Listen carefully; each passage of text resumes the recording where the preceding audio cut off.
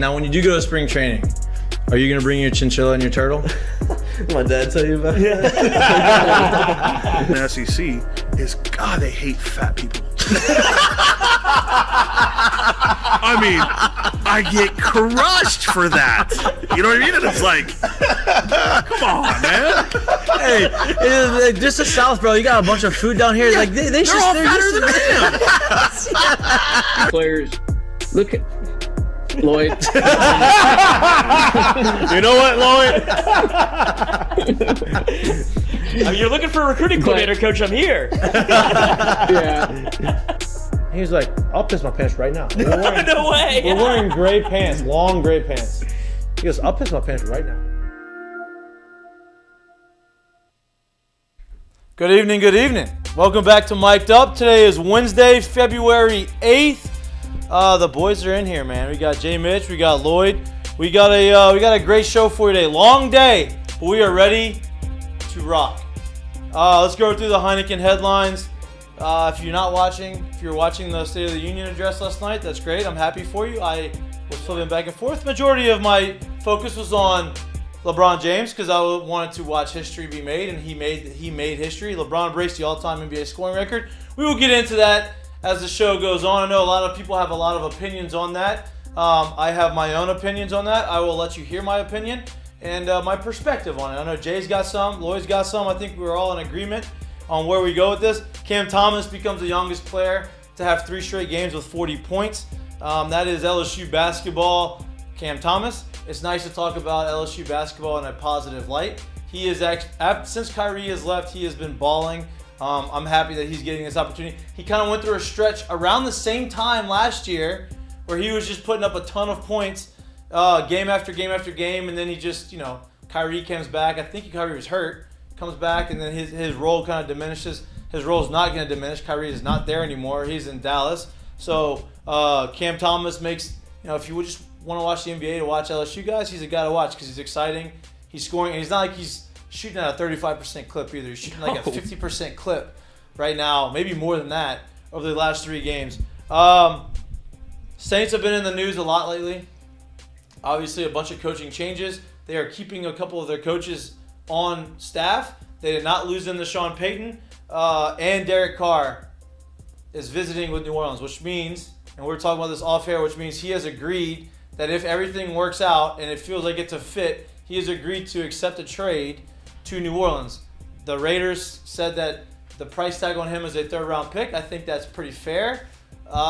Now, if he comes here, he's going to have to restructure the deal. We'll kind of get into the details. We were kind of trying to talk about how these contracts are work in the NFL with, Michael Thomas right now. There's a lot of people that are a lot smarter than me. I don't know if you can restructure it again to make sure that money isn't guaranteed. We'll get into that. Women's basketball is on a bye week throughout the course of the whole week. They play Sunday at 1 o'clock before Super Bowl Sunday. Angel Reese and Alexis Moore just got named to the Naismith Player of the Year midseason team, which is very well deserved. What'd you say? Weird.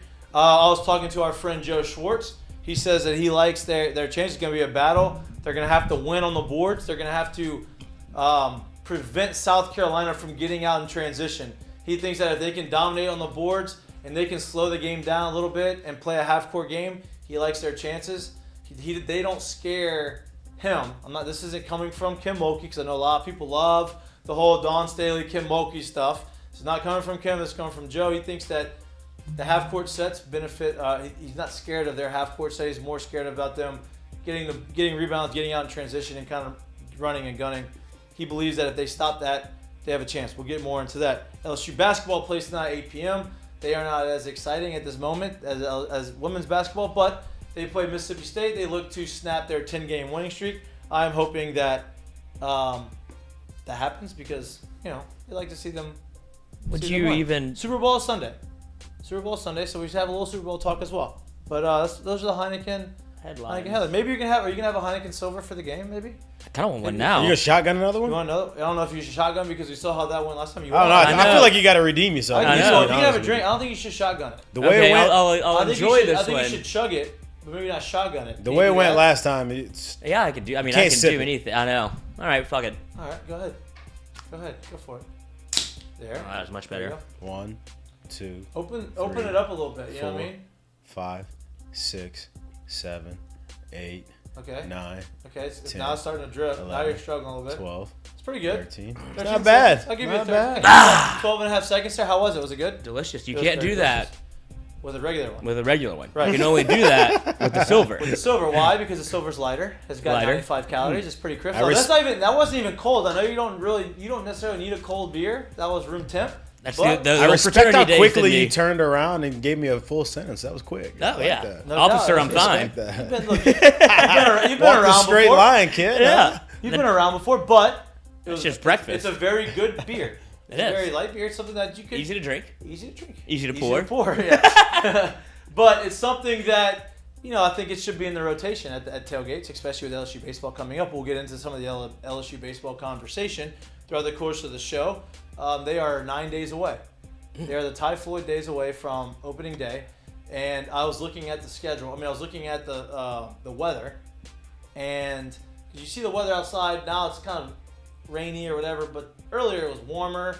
Yesterday it got warmer, and you're like, oh, maybe the guys are gonna get lucky with the weather, and it's gonna be a warm on opening day. And then you look at it, and you're like, nope, not gonna be. The high I think is like 52 on opening day. So Wind blowing at 37. Yeah, you would imagine Friday night is probably gonna be in the low to mid 40s, and with very windy. That is kind of what happens opening weekend. You get your hopes up the week before. It gets a little warm and like maybe a little muggy, and you're like, damn, okay, this is gonna be nice. Like the wind's blowing out, you feel nice. Then you get to the next week and you're like, nope, never mind. It's gonna be cold for the next few weeks. Now, if you can go Oppo Taco and you can hit that ball in the right center field gap, that's the jet stream. Balls absolutely take off. But LSU baseball opening day is next. You know who that works out well for? Still in Cruz. Yeah, of course. Loves to go off the taco. We got some lefties in the lineup too. Yeah, we Coach. got- Here we go. Trey Morgan's gonna hit There's 20. Season over there too. Anthony Trey might Rizzo, start this thing off 2.0. right. Hey, Let's go. maybe have a big weekend. Big weekend puts you in a good spot for the rest of the year. Yeah, give me 3 or 4. Yeah, three or four. That's a big. That's a big. That's big not weekend. that's a size large. That's a big opening weekend, right? But He's healthy. he is healthy. No doubt. Homers are not that easy to hit. You need a little more than health to hit a couple home. Yeah, A little wind. I hit 4. Need a little wind here. I hit 4 opening weekend in my draft year though. So whatever. Did you think about opting out after that? It was with the new bats too. Ooh. So then I was like, it was a mental thing. I was like, I'm gonna prove that these new bats don't fucking matter. So you And- thought after 4, you thought you were gonna hit 30 that year. I ended up hitting like 6 that first week. Like hit. You thought you were gonna hit 30 yeah, I was that like, year. oh my god. I'm a power hitter This is now. unbelievable. I've always been easy over there. Okay. Hey. Hey, But I was like, damn, this is gonna be nice. And then you go through the whole. Okay, I'm gonna start getting singles and base hits, and then you just gotta figure out the ratio. But Can we get Lloyd a bib? I know that's the second time you've had the beer and you keep spilling on yourself. We get you What? a bib. I know. That's not bad. Not bad spillage. I mean, I've seen worse, but Yeah.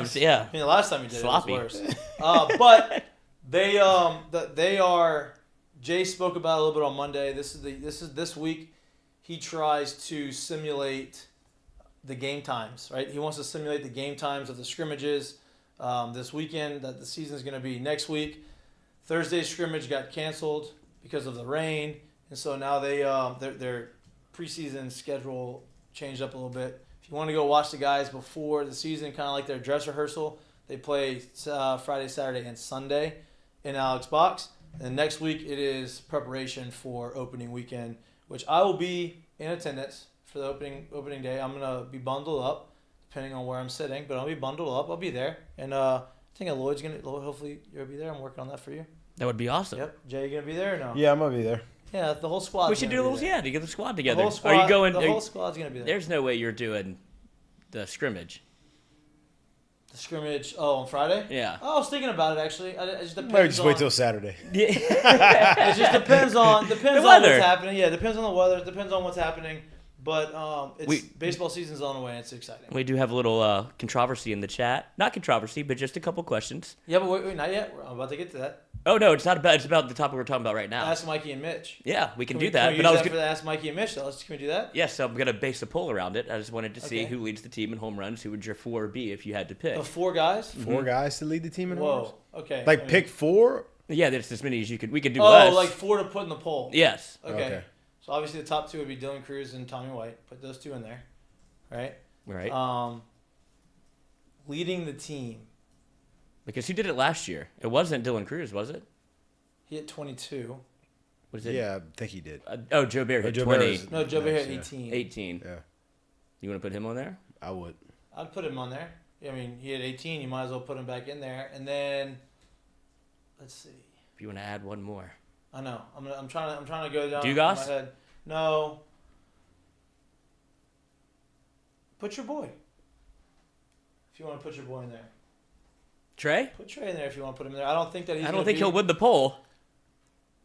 Who else do I see hitting 20 homers? Or potentially to hit 20 homers? Those three guys can obviously hit 20. Cade? No, I don't think he's going to get enough at bats.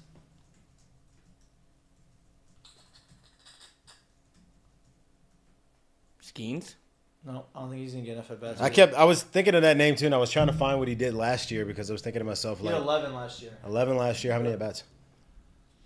I don't know, but I don't think he's going to have enough this That's year. what I It don't. doesn't feel I like don't he's think going to so get the He's odds. got I don't two- think he he's will gotten either. 2 at bats in this leading the Yeah. spring leading up to the season. Yeah, I don't think he will either. All right, well, do you want to keep it at 3? I mean- Dylan Cruz, Tommy Tanks. Sneak around, Joubert? especially playing. Don't to hit 20. Yeah, I'm just How saying. many did 20 Pearson hit number. last year? 9 or 10? Put Pearson in there. Okay. Pearson could be the dark horse. 'cause That's. I think he's a real dark horse in this one. Yeah. You know, I mean, he showed he has some juice. All right. Plenty of enough juice. Yeah. We got a poll. We got a pull. There we go. If anybody wants to sponsor that poll, feel free. There we go. And that was my next Heineken headline is Wednesdays from here on out, and we're going to do a better job of promoting it on Mondays before. They're going to be Ask Mikey and Mitch. So basically, if you have a question to ask us, go ahead and put it in Twitter, send it to us, get in the chat. If you want on day of, ask the question. We will answer it. We are also going to start opening up phone lines, which I think should be pretty fun, for Wednesday's show. If you want to call in, leave a voicemail, great. If you want to call in on the show, even better. We like that because it's live, it's more raw, it's more real, and we are going to have more fun with our Chad Jones. friends. And then Jones has been crushing. Jared Jones. I know Jared Jones has been Yeah. crushing. Where is he going to play? He's forcing his way into the lineup. You know, I think that guy. I'm not going to give that to a freshman now. Oh, no. I think that's like. Now, look, don't get me wrong. No, Tommy Tanks. Yeah, hit but I say, don't get me 27, wrong. I know what Tommy 26 Tanks last did, year. and I'm not saying that he couldn't have done it here. I just think that is a super tall task in this league. I was just showing As off a the freshman. live implications of what the show can do. So Look, if we're you, growing. if you send anything in the YouTube chat, I can put it on the screen, get a little shine. We're growing. Yeah. We're growing. Get your little All shine right. time. Yeah. there Before you we go. really get The into 2 weeks wasn't really a break. I was over here in the lab. You're working hard. I appreciate that. Before we get into the baseball conversation, we really get into the depths of that. Before we get to the other stuff, I want to talk about something that I saw last night. As Scott Van Pelt would say, the best thing I saw. Right? I'm not taking his segment. You can. Right? I'm not going to take it because he does it way better than I could ever do it. He is absolute GOAT at what he does. He's the only show that I watch on ESPN. Me too. He is literally the only I can't show. say the same. Yeah, you were addicted to First Take. It's unbelievable. I wouldn't say addicted. I enjoy it. I don't mind First Take. I just don't. I'm never around TV to watch it at the time. But I I'm always enjoy it. in bed at that time when he's on TV, and I like Scott Van Pelt. I think he does a very good job It's with perfect. it. It's the best blend of like nighttime entertainment wrapped with sports. He does pop culture, and it's like he's Yep. almost a late night host. Yep, for sure. But what I want to talk about is something that I guess is controversial, right? Like I guess for some reason people just love to hate LeBron James, and I understand, right? Like, look, LeBron's not everybody's cup of tea. I understand he's gotten in a little bit political, quote unquote, in some people's eyes on certain things. He did some stuff like all of that. I understand, and it's okay not to be a fan of LeBron James. Like that is fine. I'm not telling you need to love LeBron. I'm not even telling you need to say, oh, LeBron's the GOAT, right? I'm not even saying you need to say he's better than MJ. I'm not comparing the two right now. I'm not saying who's the best player ever to play in the game. That is not what this conversation is about. What this conversation is about is a milestone and an accomplishment that has not been talked about in 40 years. The all-time scoring record was set 40 years ago. It's been talked about, but it's been talked about as no shot you'll ever do it. No shot you'll ever do it, right? And LeBron has been in the media and hyped up since he's been 14, 15 years old as the chosen one. That's where he got his nickname, King James, the best player ever to come into basketball. Those expectations are impossible to not even exceed, but those expectations are almost impossible for anybody to meet. To get in the conversation of. Right. Like, hey, this guy's the best, has the chance to be the best ever. Nobody ever to come through the NBA looks like him. Those expectations are impossible. So not only did he meet those expectations, I believe that he exceeded those expectations, right? He just became the all-time leading scorer in the NBA. Past Kareem Abdul-Jabbar, right? People want to talk about, oh, well, he played longer than Michael Jordan, or he played longer than, all the other players. Like, that's supposed to be an indictment on what he's done. To me, I think that goes into his legacy. Because to be able to play that long at the level that he's played at, I think goes into the greatness that is LeBron James. Again, I'm not comparing who's better and who's not better. This is not a GOAT conversation. This is, hey, look at what happened last night. Let's appreciate what happened for what it was. And what it was an all-time monumental moment in the NBA. LeBron James goes out and he becomes the all-time leading scorer in the NBA. He is known as a pass-first guy, not a pure scorer, right? J.J. Redick had if you haven't heard this and you want to listen to it and you don't want to be biased or you don't want to be, you want the facts and you don't want to just, oh, I believe this, I'm right because I just say that I am, without actually going through and doing some research and listening to somebody else and having an actual intelligent, mature conversation with some other people, then don't listen to it. But if you want to listen to somebody who's been in the game, who's a basketball historian, who was a very good player in his time, played in the NBA for a really long time, made the playoffs with every team he played with except for one, and that was when he was with the Pelicans. Actually, the Pelicans, no, he was not playing last year. It was 2 years ago. Yeah, but he had made the playoffs every year up until here.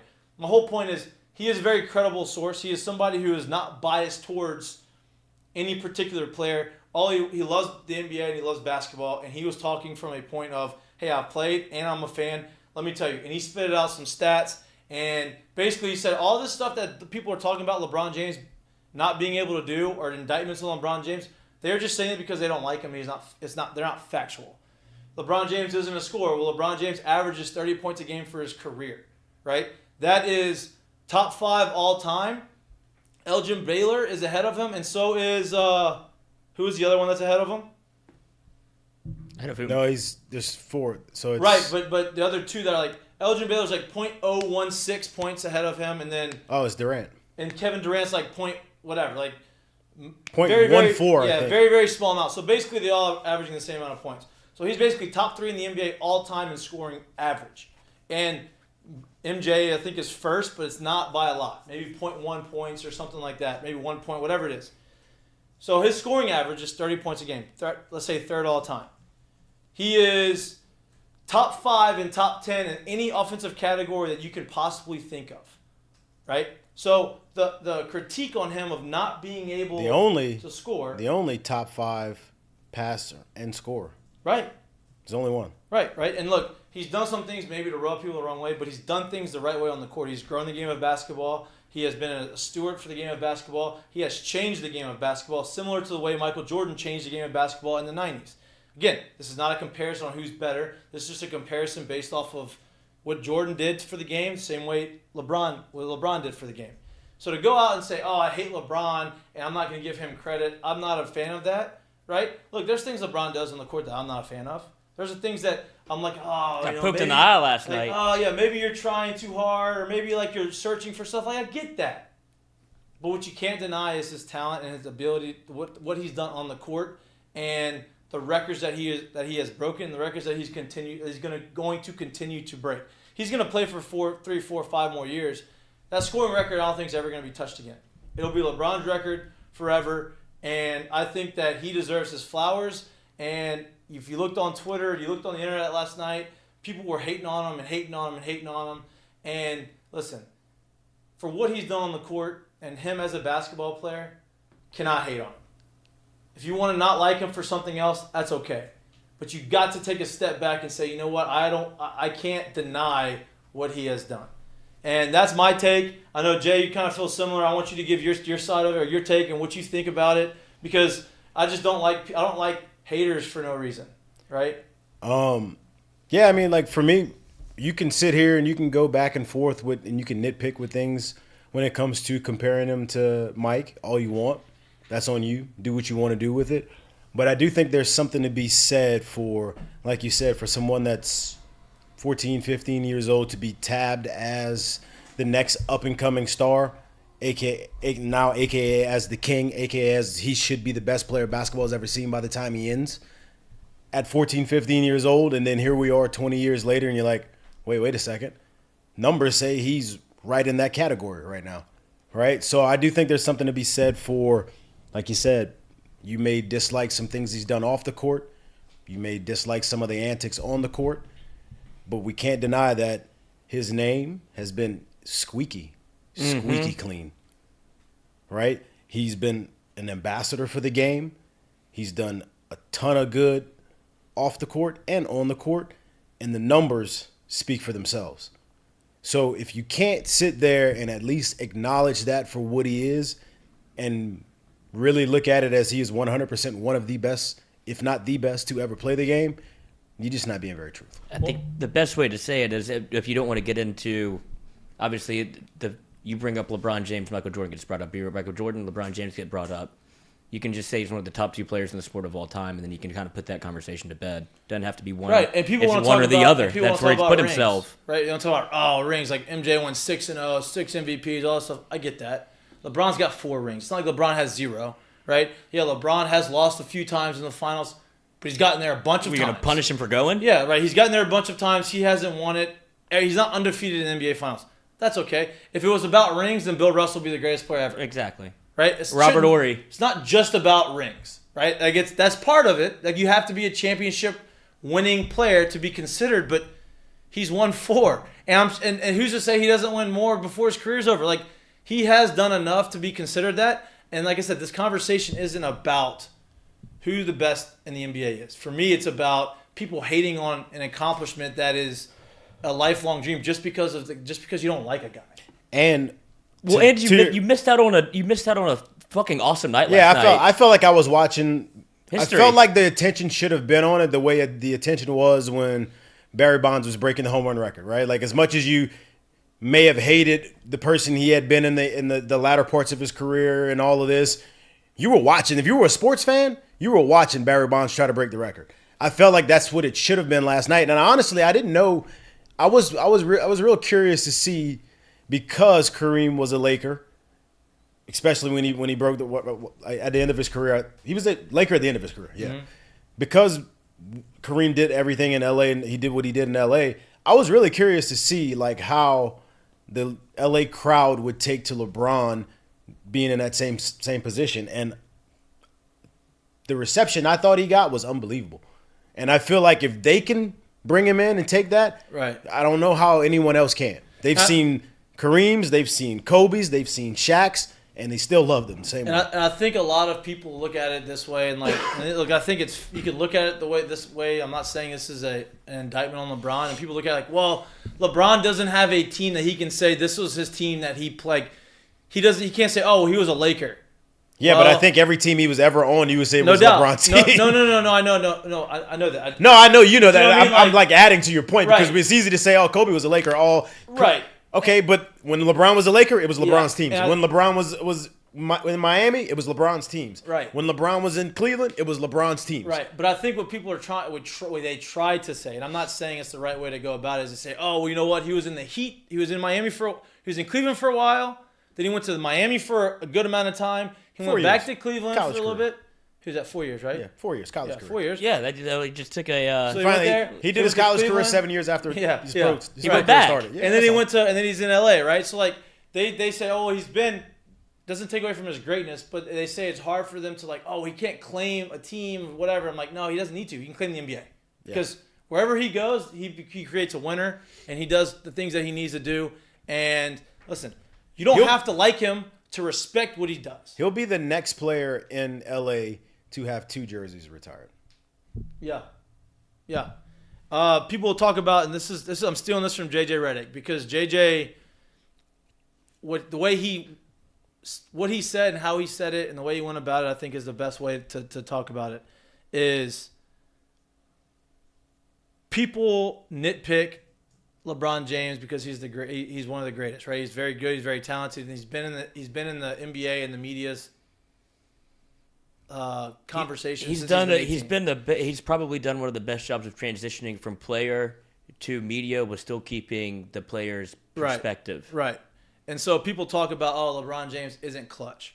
96 and 97 was the time that they started creating or keeping stats for clutch points, right? Now, I can't tell you exactly what clutch points means, but I'd imagine that has to do with score differential, time of the game. Clutch points are recorded as anything in the last 2 minutes of the fourth quarter and overtime. Yeah, okay, I think it's the last 2 minutes. There you go, right? He has the most clutch points ever.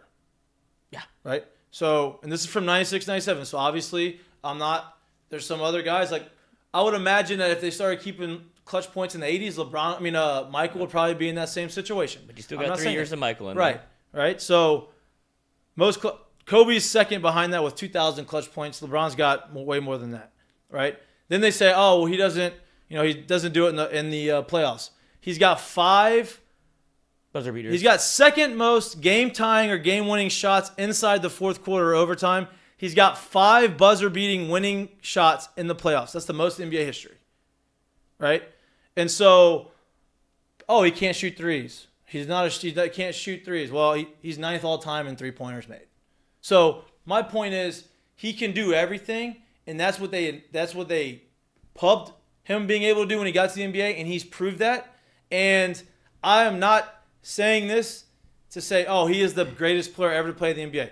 You can have your opinion on who that is. Listen, there's not one major sport that doesn't have an argument on who the greatest player ever played was, right? Now, some people say, hockey, Wayne Gretzky. No, if you look at hockey, talk to hockey people, they'll debate that, right? Wayne Gretzky, one of the top, but they'll debate that. Baseball, nobody can say, greatest player ever played.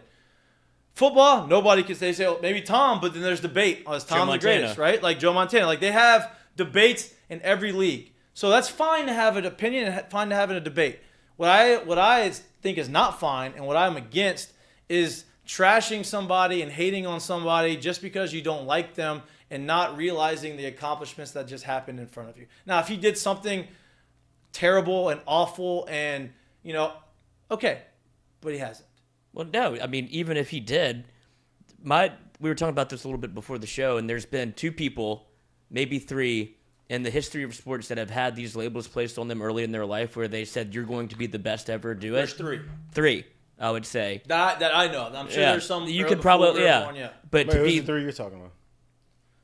I think we're going to say the same 3. Tiger Woods, LeBron James, and Serena Williams have been. No, I would say 4. I was going to say, 4. I was going to say Bryce. Bryce Harper, yeah. I could put him in that conversation, but I would say, I would mention those 3 specifically because they've done it to the level where they exceeded expectations when it was an impossible mountain to climb. I don't know if Bryce is there yet. Well, he could still be, but he's his ongoing thing. You're right, exactly. But he had the same amount of pressure put on him when you're on Sports Illustrated at 14.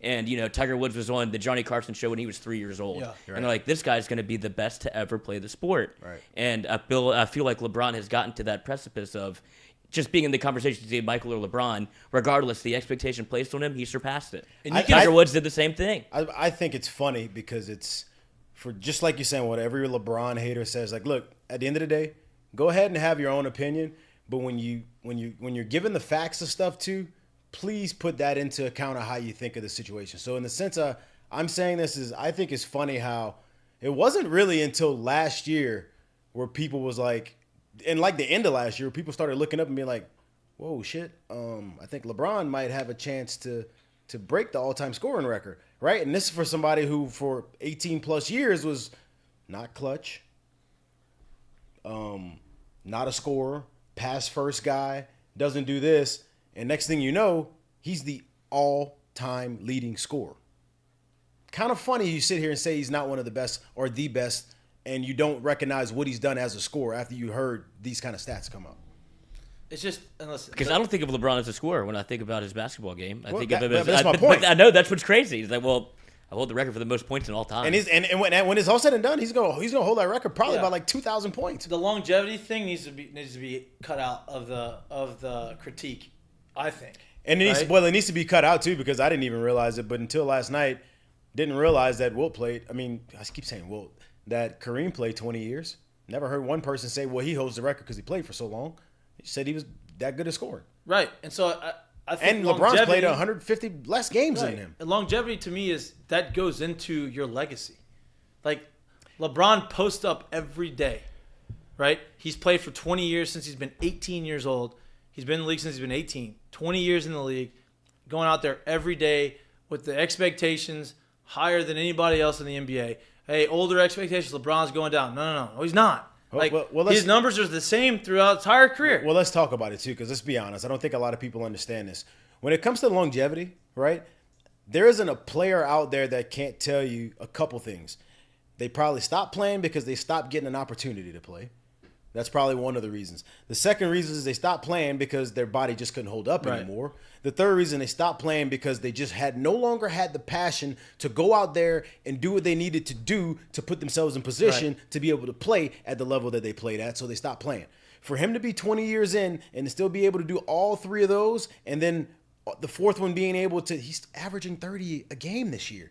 To do it at that level, that's crazy. Right. Longevity is not a downfall. No. And everybody and anybody outside of it who tries to make it seem like it somehow is, you're nuts. Yeah, you're out of your mind. Longevity is not an indictment to me. It's Tom Brady catching shit for playing for so long.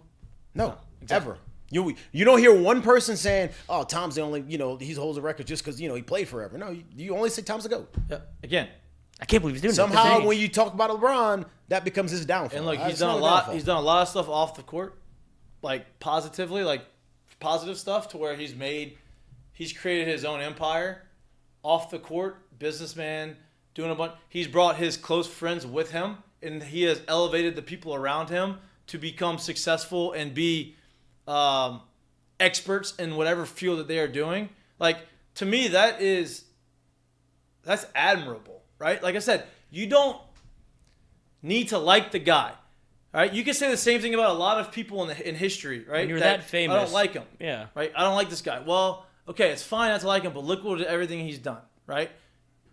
It's fine. People don't like Bill Gates. I respect the fact that Bill Gates became as rich as he is and as successful he is, but there's a lot of things I don't agree with that Bill Gates does. Epstein Island. You know what I mean? Like, there's just a lot of things that like he does, but doesn't mean like, oh, this guy sucks at business. Well, I'd be stupid to say that, right? Like, he has done a ton of stuff that I could only dream of doing in my lifetime in the business world. I'm not talking about that. Oh. That's what I don't like, right? But my point is, there's a lot of people around the world in our country that we idolize and we look at that have done things that you may not like, but people respect their business acumen or their successes. I don't see why LeBron James should be any different, and that's my opinion on that. So we're not going to talk the whole show about that, but I think that was a good way to lead it because that was 40 years, dude. Like, monumental accomplishment. I mean, I guess like Mitch said, what's the other record that you would think of? It'd be the Babe Ruth home run record, right? Or if like you talk about untouchable records in sports, I think that one's now untouchable. Is it Mikie Mantle that the longest hit streak? What, 62? No, 43. 43. Is it 43? No. It's Ted Joe Williams. DiMaggio. Joe DiMaggio. Joe, yeah, my bad. 56. 56. 43 was what Ethier reached or some shit like that, right? Yeah, we got close. We got someone in the 40s And before. 61. What is that a movie? 61 is Roger Maris. That was the initial record. That's what they still consider the best, the record. Oh, that's why Judge was a big deal. Yeah. You'll never touch. That was the American League record, technically. You'll never touch Ricky Henderson's record either. No. Like base stealing record. Never.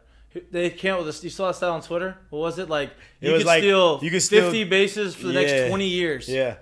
And you would still be somewhere short of what he did. I'm like, that's crazy. And there's nothing you can do to stop somebody like that. Like even like baseball still hasn't figured out like how to stop. No, they did. No. Time out. They did. And I look, please, God, hear me. They knew he was running. No, wait, time out. Wait, hear me when I say this because I just think the evolution of sports to me is so hilarious, right? I remember one year we had Vince Coleman. I don't know if y'all know who Vince Coleman is. He's a legendary base stealer too. I think he's like top 10 all time, right? And he was our first base coach with the White Sox.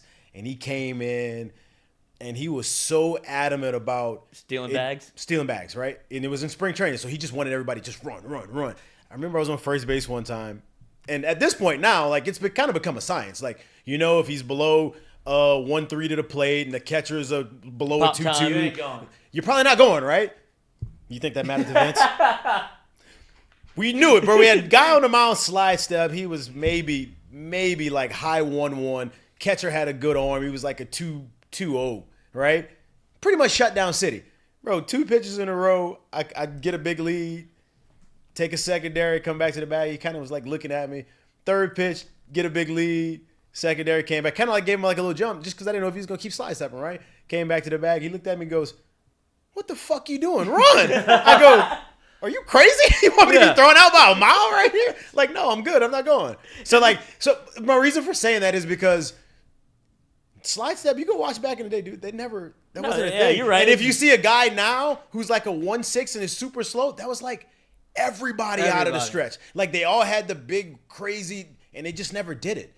And so I'm not taking anything away from what Ricky did, because the truth of it is anybody can tell you to be able to run that much, in a sense of, 1, you got to be on base, but 2, physically fit, to be day in and day out able to run that much after travel, after long games, after back-to-backs, after no days off, to be able to do that over and over and over again is unbelievable. And they didn't have to travel the way that, they still traveled in the best way they could at the time, but it's not like it is now, right? Yeah. Like the comfort and the accessibility. Yeah.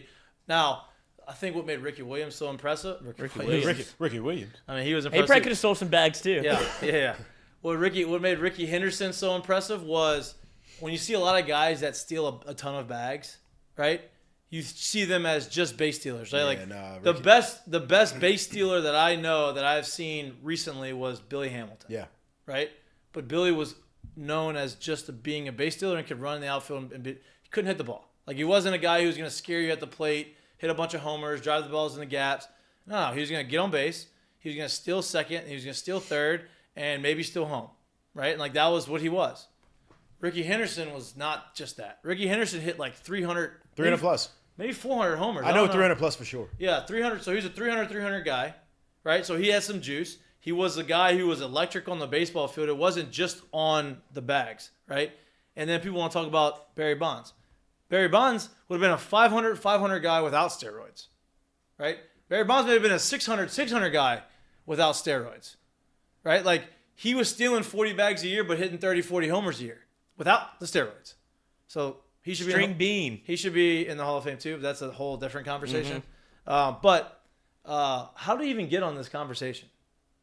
Talking about Ricky Henderson. Oh, we're talking about unbreakable, great things that'll never be broken records again. that'll never be broken. And somebody brought a good one up in the chat, and it's Pete Maravich's scoring average. Yeah, that'll never get touched. And y'all talk about a 3-point line. Career? That's his career, right? Yeah, it's like 44.3. He would average like 70 points a game with a 3-point line. Yeah, he was just doing something that nobody else was doing. Has somebody gone back and looked at all of his And did they come out with? I've seen websites that have gone and tried to do the statistics of what he did at LSU, what the 3-point line would have been. Yeah, because the 3-point line it didn't exist. Yeah, in the NBA either, except for his last year, I think. Yeah, so can they go back and say, all the shots he took from 22 feet? Has someone done that? Yeah, I would hope so. That's outrageous. It'd be a great middle school project for somebody to do. He was so before his time. Yeah.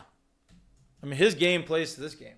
He's he's a better version of what Jason Williams did with the basketball. It's what are you doing?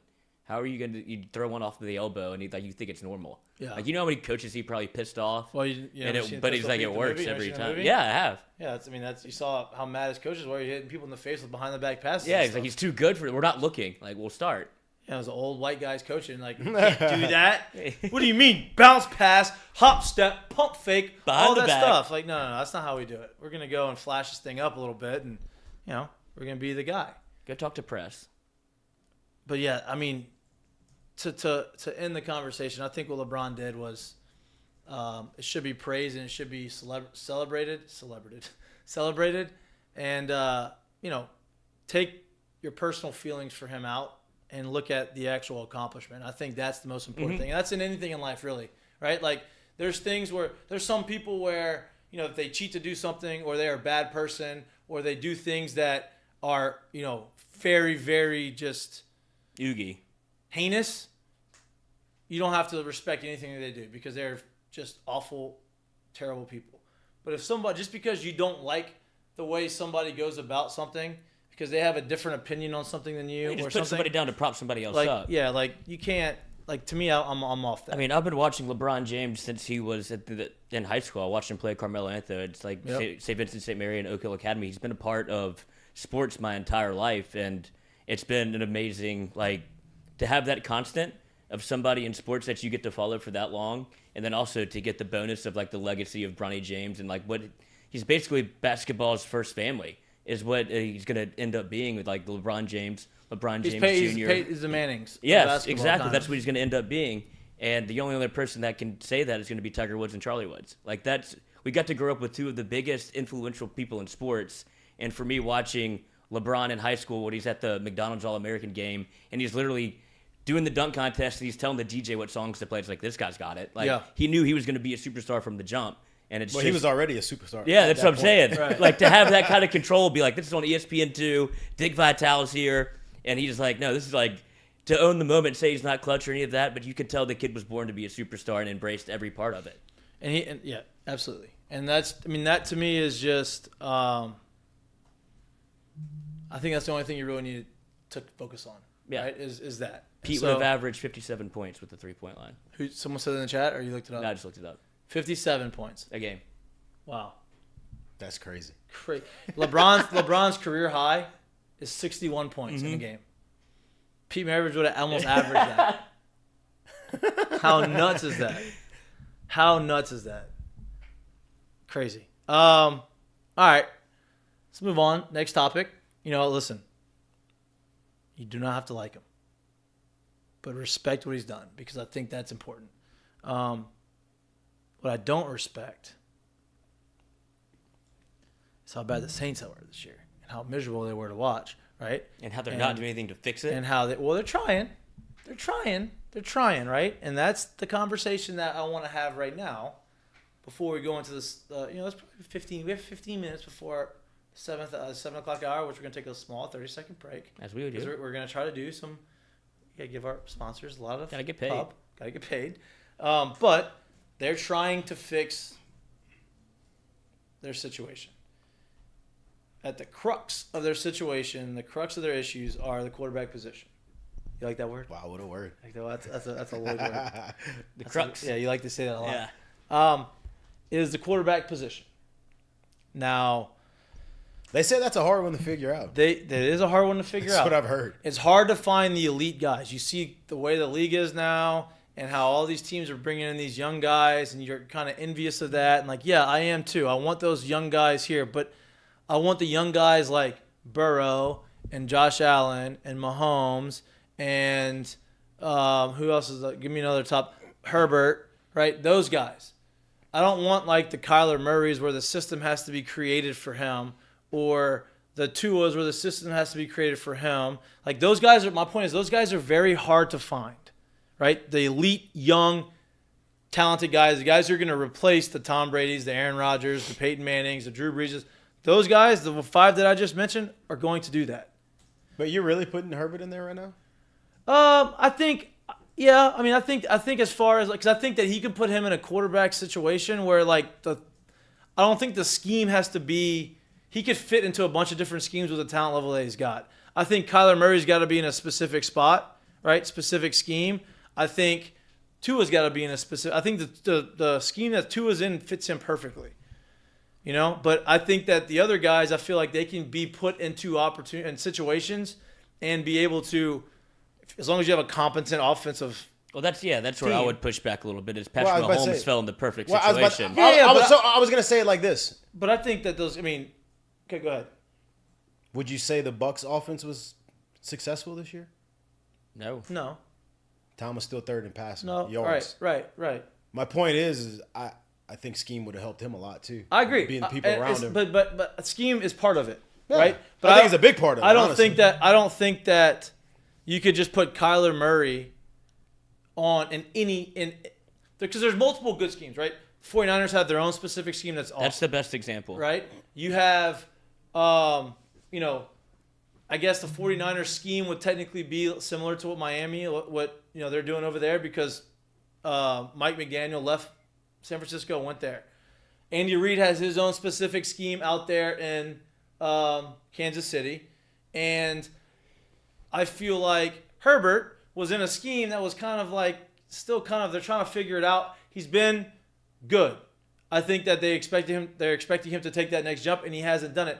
I just don't know if you put like Kyler or Tua in those other schemes that are average schemes, and they're be able to do as well as the other guys. Joe Burrow would succeed anywhere he went. Yeah, that's my point. Okay, so to me, when you speak about that conversation, to me, when I look at the best guys at that position, I think you got to have two things to me: the talent and the intangibles. It's got to match up, and they both got to be here. Yeah. So when I say you put Herbert in there, and it's just me. It's just how I see it. Name me where he's been a real winner at. No, I'm with you. So I get that. I think the talent is like crazy high. Right. I'm not sure the intangibles really reach that. All right. That's why until that's proven, and that's fine. That's where I'm like, okay, I'm then very take Herbert okay. out. Then take Herbert out. Mm-hmm. Doesn't really change the point that I was trying to make. Is like those four guys, those top four guys. Oh yeah, the top four. Those are the young guys that I want to be able to go get. Now, you don't know if you have those guys until you give those guys an opportunity. But until you have a bona fide guy that you draft in that position where you think that he's that guy, I'd rather get a guy who I think is good, maybe not great, but good. Which Derek Carr, to me, falls in that position. I think Derek Carr, if you say, Derek Carr is 15th in the league, the 15th best quarterback in the league, I think people will say, I can see that. I think there's probably 14-ish quarterbacks better than him, and I think there's probably 15 or 16 quarterbacks worse than him. You know what I mean? Starting quarterbacks in the NFL right now. And so I think he's an upgrade from Andy Dalton. I think that he's done some things to win games. I think that, I think for him it's going to be a lot more about the scheme and having the guys around him than anything, but can't say he didn't have a lot of talent. He had a lot of turmoil go down in Oakland. And I think that he's more talented and he is more productive than he's shown in Oakland, right? I think that a new look for him would be better, and being somewhere where they have that continuity, which the Saints over the last, however, is very big on keeping that continuity in-house, right? That's why they're trying to keep a lot of these guys from leaving, and they're keeping them in. And I think that he's a guy that is an upgrade at the position. Do I think he's going to automatically make us Super Bowl contenders next year? No. But I think that he's going to be able to go out there and win some games for you as opposed to just managing the game. Now, I think a Derek Carr puts you in playoff contention for sure. I think it puts you in a NFC plus. South is so bad. I think it puts you in a plus 500 season with the chance of something great happening. Exactly. And maybe with the chance of a big letdown in the playoffs. And that's what I think you get out of it. I think what it does is it raises the floor. Yeah. Right? I think the ceiling is probably a little lower than most of these other guys, but I think the ceiling could be 11, 12 win. Now, there's other pieces they have to go and get.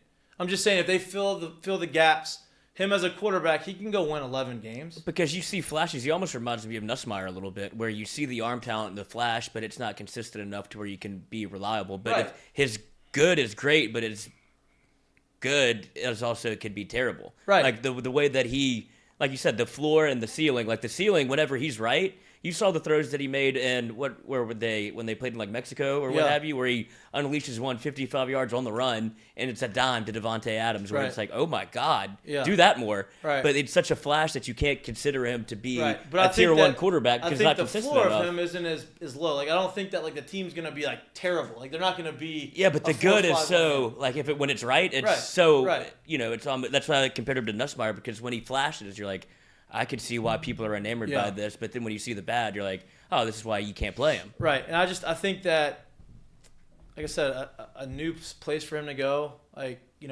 a change of scenery could be really good for him. He's got pieces around him offensively I think is going to be good. The next question would be, well, one, they're going to have to restructure that deal. Like, if they want a third rounder for him, that's great. We don't have a third rounder. We have 2 second rounders. So they're going to figure that thing out. Maybe give the third rounder for next year. I don't know what they will do. But I'd imagine they'd want a pick in this draft. But they're going to have to restructure his deal. Yep. Because they're already over the cap. I know you can kick the can down the road. But the Michael Thomas situation throws a huge wrench in everything. Right? Michael Thomas is retweeting stuff about Derek Carr in Saints uniform and this whole deal. And if Michael Thomas wants to stay, that's $90 million against the cap over the next 2 years that he's going to be. $30 million this year, $60 million next year. I believe that is correct. I know it's $60 million next year. I believe it's $30 million this year. So you're going to have to figure out what you're going to do with him and how, if there's a way to navigate through that. Is there a way to not have a huge cap hit? Or if there is, you're just going to have to cut ties with him and not have him part of the team. But if he wants to be part of the team, having a quarterback that has him and Olave and Shaheed, who is, listen, They found the gem right there. a gem. And they've done that a lot. Derek Carr throws probably the best deep ball in the NFL. One of the best deep balls in the NFL. Right? Like, Definitely top 5. I mean, Won he the throws skills that ball. competition. He throws that ball up, and it lets you go out and get it. Right? Russell Wilson actually throws a pretty good deep ball too. I hate to give him credit, but he does. But that's Derek Carr throws. You talking about pre-2020? This year doesn't count. Okay, yeah, okay. Yeah, I'm hoping this year. Yeah. I'm not hoping. I'm just. Yeah, that I'm was- hoping for Sean's sake this year was a fluke, because God, he stunk this year. But Derek Carr, Your great fantasy team too. Yeah. Oh, What? yeah. I overcame it. And I won the championship. He did. Justin Fields. Justin Fields and Jared Goff did. got both of those guys on the team. Carry They on both- now. they Carry on. Anyway, Y'all do realize time out too, because since we mentioned the name, y'all do realize on paper this year, I literally saw this last night. On paper this year, Jared Goff had a better season than what top 3 quarterback could I name? Top 3, top 4, top 3. Josh Allen. There you go. On paper. Jared Goff had a great year. So His best year since his Super Bowl run with Super Bowl McVay. run. yeah. He earned himself a. I like him too. I like him. I didn't know if I liked him when he was in LA, but the way he He could have folded it. Yeah, up. the way he he coulda- the way he coulda what really did folded this the year tent and just in sat him out. Detroit and be able to like be the quarterback to help bridge that. Like, I think that shows you his know, character. Right. But back to Derek Carr. I think Derek Carr would be an upgrade. I think he has a guy who can take the top off of the defense. Right. You have 2 other receivers. Now I don't know if Michael Thomas is going to come back. Right. But if he does, you have 3 guys who are really, really, really good. Right. Now you still have Alvin. You got to figure out what you're going to do with there, and you still have pieces in the secondary. But if Derek Carr decides to come here, they're going to have to restructure it, give him a 3rd rounder, and figure out what you do. Now, if he comes here, the next question is, what do you do in the draft? Right? Because you do have a 29th overall pick. You have 2 second-rounders. The 3rd rounder doesn't I bother think me. the- giving I him- think the giving We don't best him- have case- one this year. I though. think the best We got case rid of it. scenario Never they the got- extra second-rounder. Best case scenario they got is him coming here this year, simply because you're not going to be able to get high enough to get one of those 2. Yeah. The 3 and 4 on the board, quarterback wise, are real wild cards. Like, I personally wouldn't want to be in the business of drafting them, that high, right? And so, with that being said, if that's what you're looking at, to me, it'd be great for them to be able to get him. That means now they can use that draft capital on pieces around him, and if they hit on those with already the talent they have there, it could really kind of push this thing forward a little bit. I just don't even know where they go draft Well, wise. that's what Like, I'm I'm looking trying to at. figure out what they need. Obviously, I feel like the defense is getting a D-line, D-line because you're needs probably going help. to lose Davenport. You should. That was another trade. I'm sure where you can traded use up. I'm sure you can use some linebacker depth. That's the two places I was. And I'm sure you can use another running back. Interior defensive line. I'm sure you can use another running back because you need something to like complement Alvin back there. Let's be honest, he ain't Now- getting any younger. yeah. And I will say In this. the usage. Yep. I'll say this: outside of the Davenport, and it sucks because he is super talented. When he is healthy, he was great. He just hasn't been healthy a lot. Now, Peyton Turner thing hasn't been good because he hasn't been healthy and he hasn't really done it.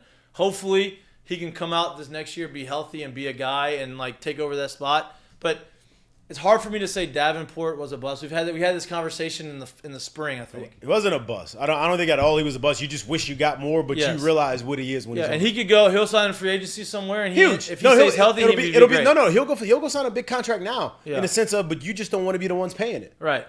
So you lose him, right? But historically, the Saints have done a very good job of bringing in talent and hitting on it, whether it be late round picks, whether it be free agency. DeMario Davis was in free agency. You got Caden Ellis.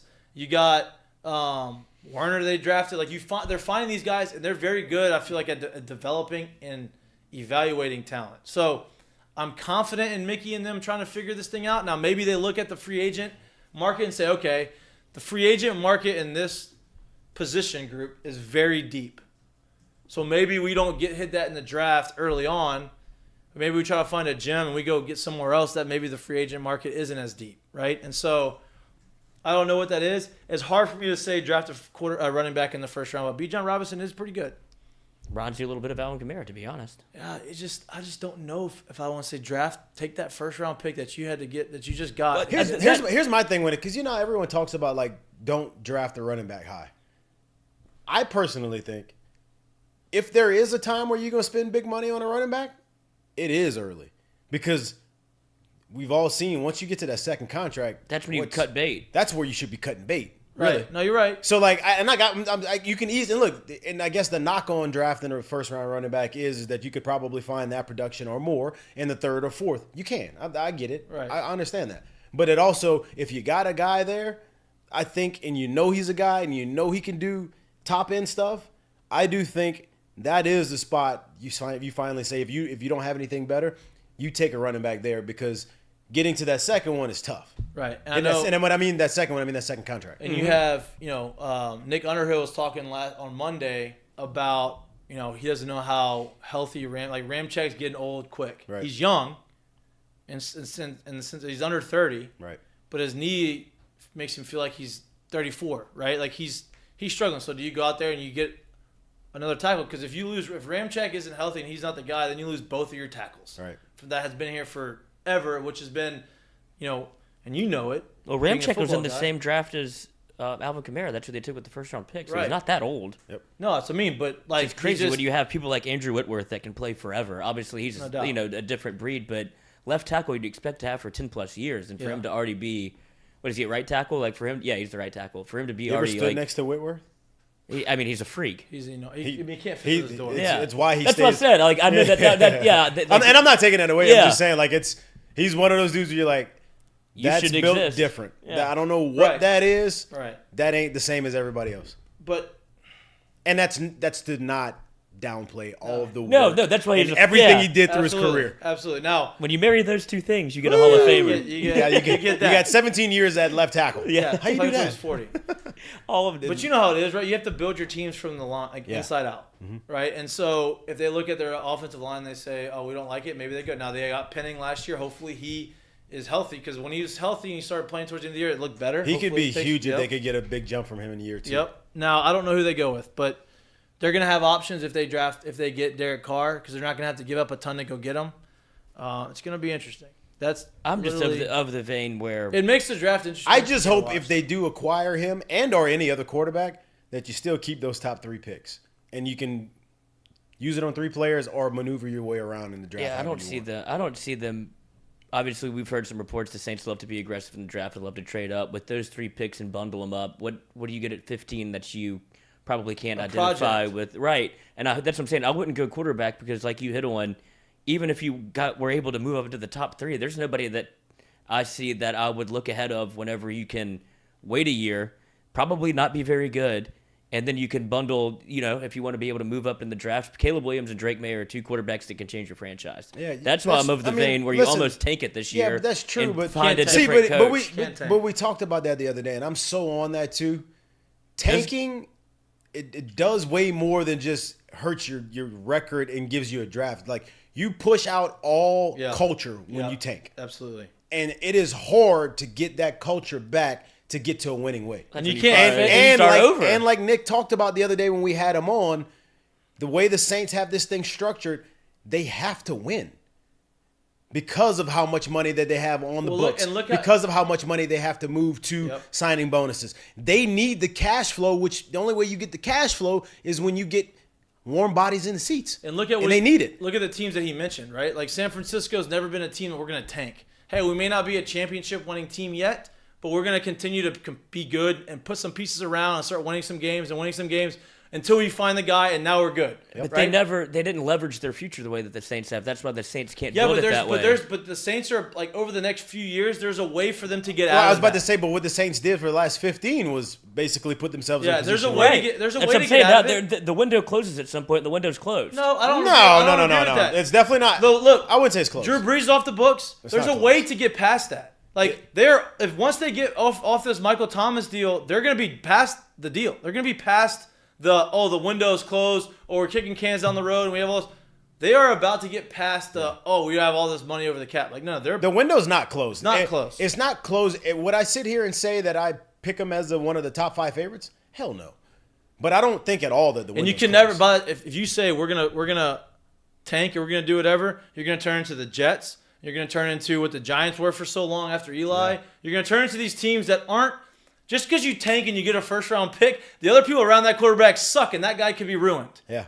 Like, that guy could never be good. Like, and then when you tank, and everybody knows you tanked, and everybody knows you suck, how you going to acquire said top free agent? Yeah. Good luck. Yeah. He ain't coming there. Now that culture that you've spent 20 years almost building is gone. Well, I think it already is gone. It's definitely not gone. I disagree with that. It's not gone. Just because of what they did, I disagree 100% that it's gone. It's not gone at all. I think that they had a tough year, right? And they have some work to do, but it's definitely not gone. And the window's not closed because I think the window it only closes when you say it's closed. When the organization says, "Oh, we're closing," they start doing things to show you that we're not trying to win. Right. And people can see those things. That's when the door's closed. I don't think it's closed at all. Yeah. I just don't see I don't see how. I mean, what's the point of having a team, right? Do you want to be able to have sustained success where you win 8 to 9 games? You're like, oh, this has been fun. But 8 to 9 games turns into 12. What time out? 13, So what do you call success to you? Like, I'm being honest when I say this. The last 20 years of the Saints where you felt like, okay, there's a chance every year where you're a Super Bowl contender. But that was only because you had a top guy. Right, that's what I'm saying. But they fell into the top guy. They didn't tank to get the top guy. Yeah, there's 2 different ways to do that. I think it was more coaching also. And I don't they think fell into the top guy. Well, they fell into when I say Drew the top Brees, a guy. perfect scenario, perfect coach, it was a perfect marriage. No, but when I say the top guy, they fell into the top guy. You do realize, like at the time, nobody wanted Drew Brees. I know. Nobody wanted him. And then you bring in a brand new coach who put the culture in place and brought what they basically made into a top guy, right?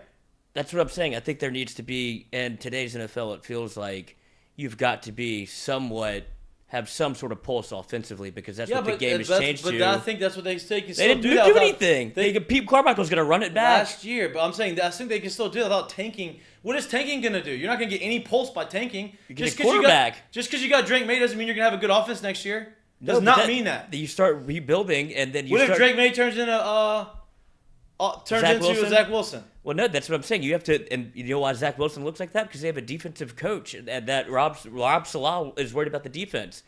Dennis Allen's worried about the defense. No, that's wrong. I disagree. Zach Wilson sucks. Zach Wilson they're in that position because Zach he Wilson was not good either. Yeah, because he sucks. They're bad. That's a bad draft pick. I can't defend that. I know that, but that's my point. But that's not Robert Saleh's fault. If you he doesn't want anything to do with him. If you take because he sucks. Yeah. I talk to people on the team. Yeah, he sucks. He is not the guy. I don't think he's good either. He had one throw at pro day that people fell in love with. But my point is, if you tank for that quarterback and he ends up being that guy, you are now in a bad spot. Because how long did it take? Did it take you to tank to get that pick, and then you get that pick and you miss on that pick? Whoo! Yeah, that's how you become a bad franchise. Right, and that's my point. Is I don't think they ever need a tank. I think that they need to strategically make some moves over the next few years. This year, I think if they got Derek Carr and they surrounded him with some pretty good young guys and add some guys in free agency, right, that they can, I think that they can be productive and they can win some games and they could probably win the division because the division's weak.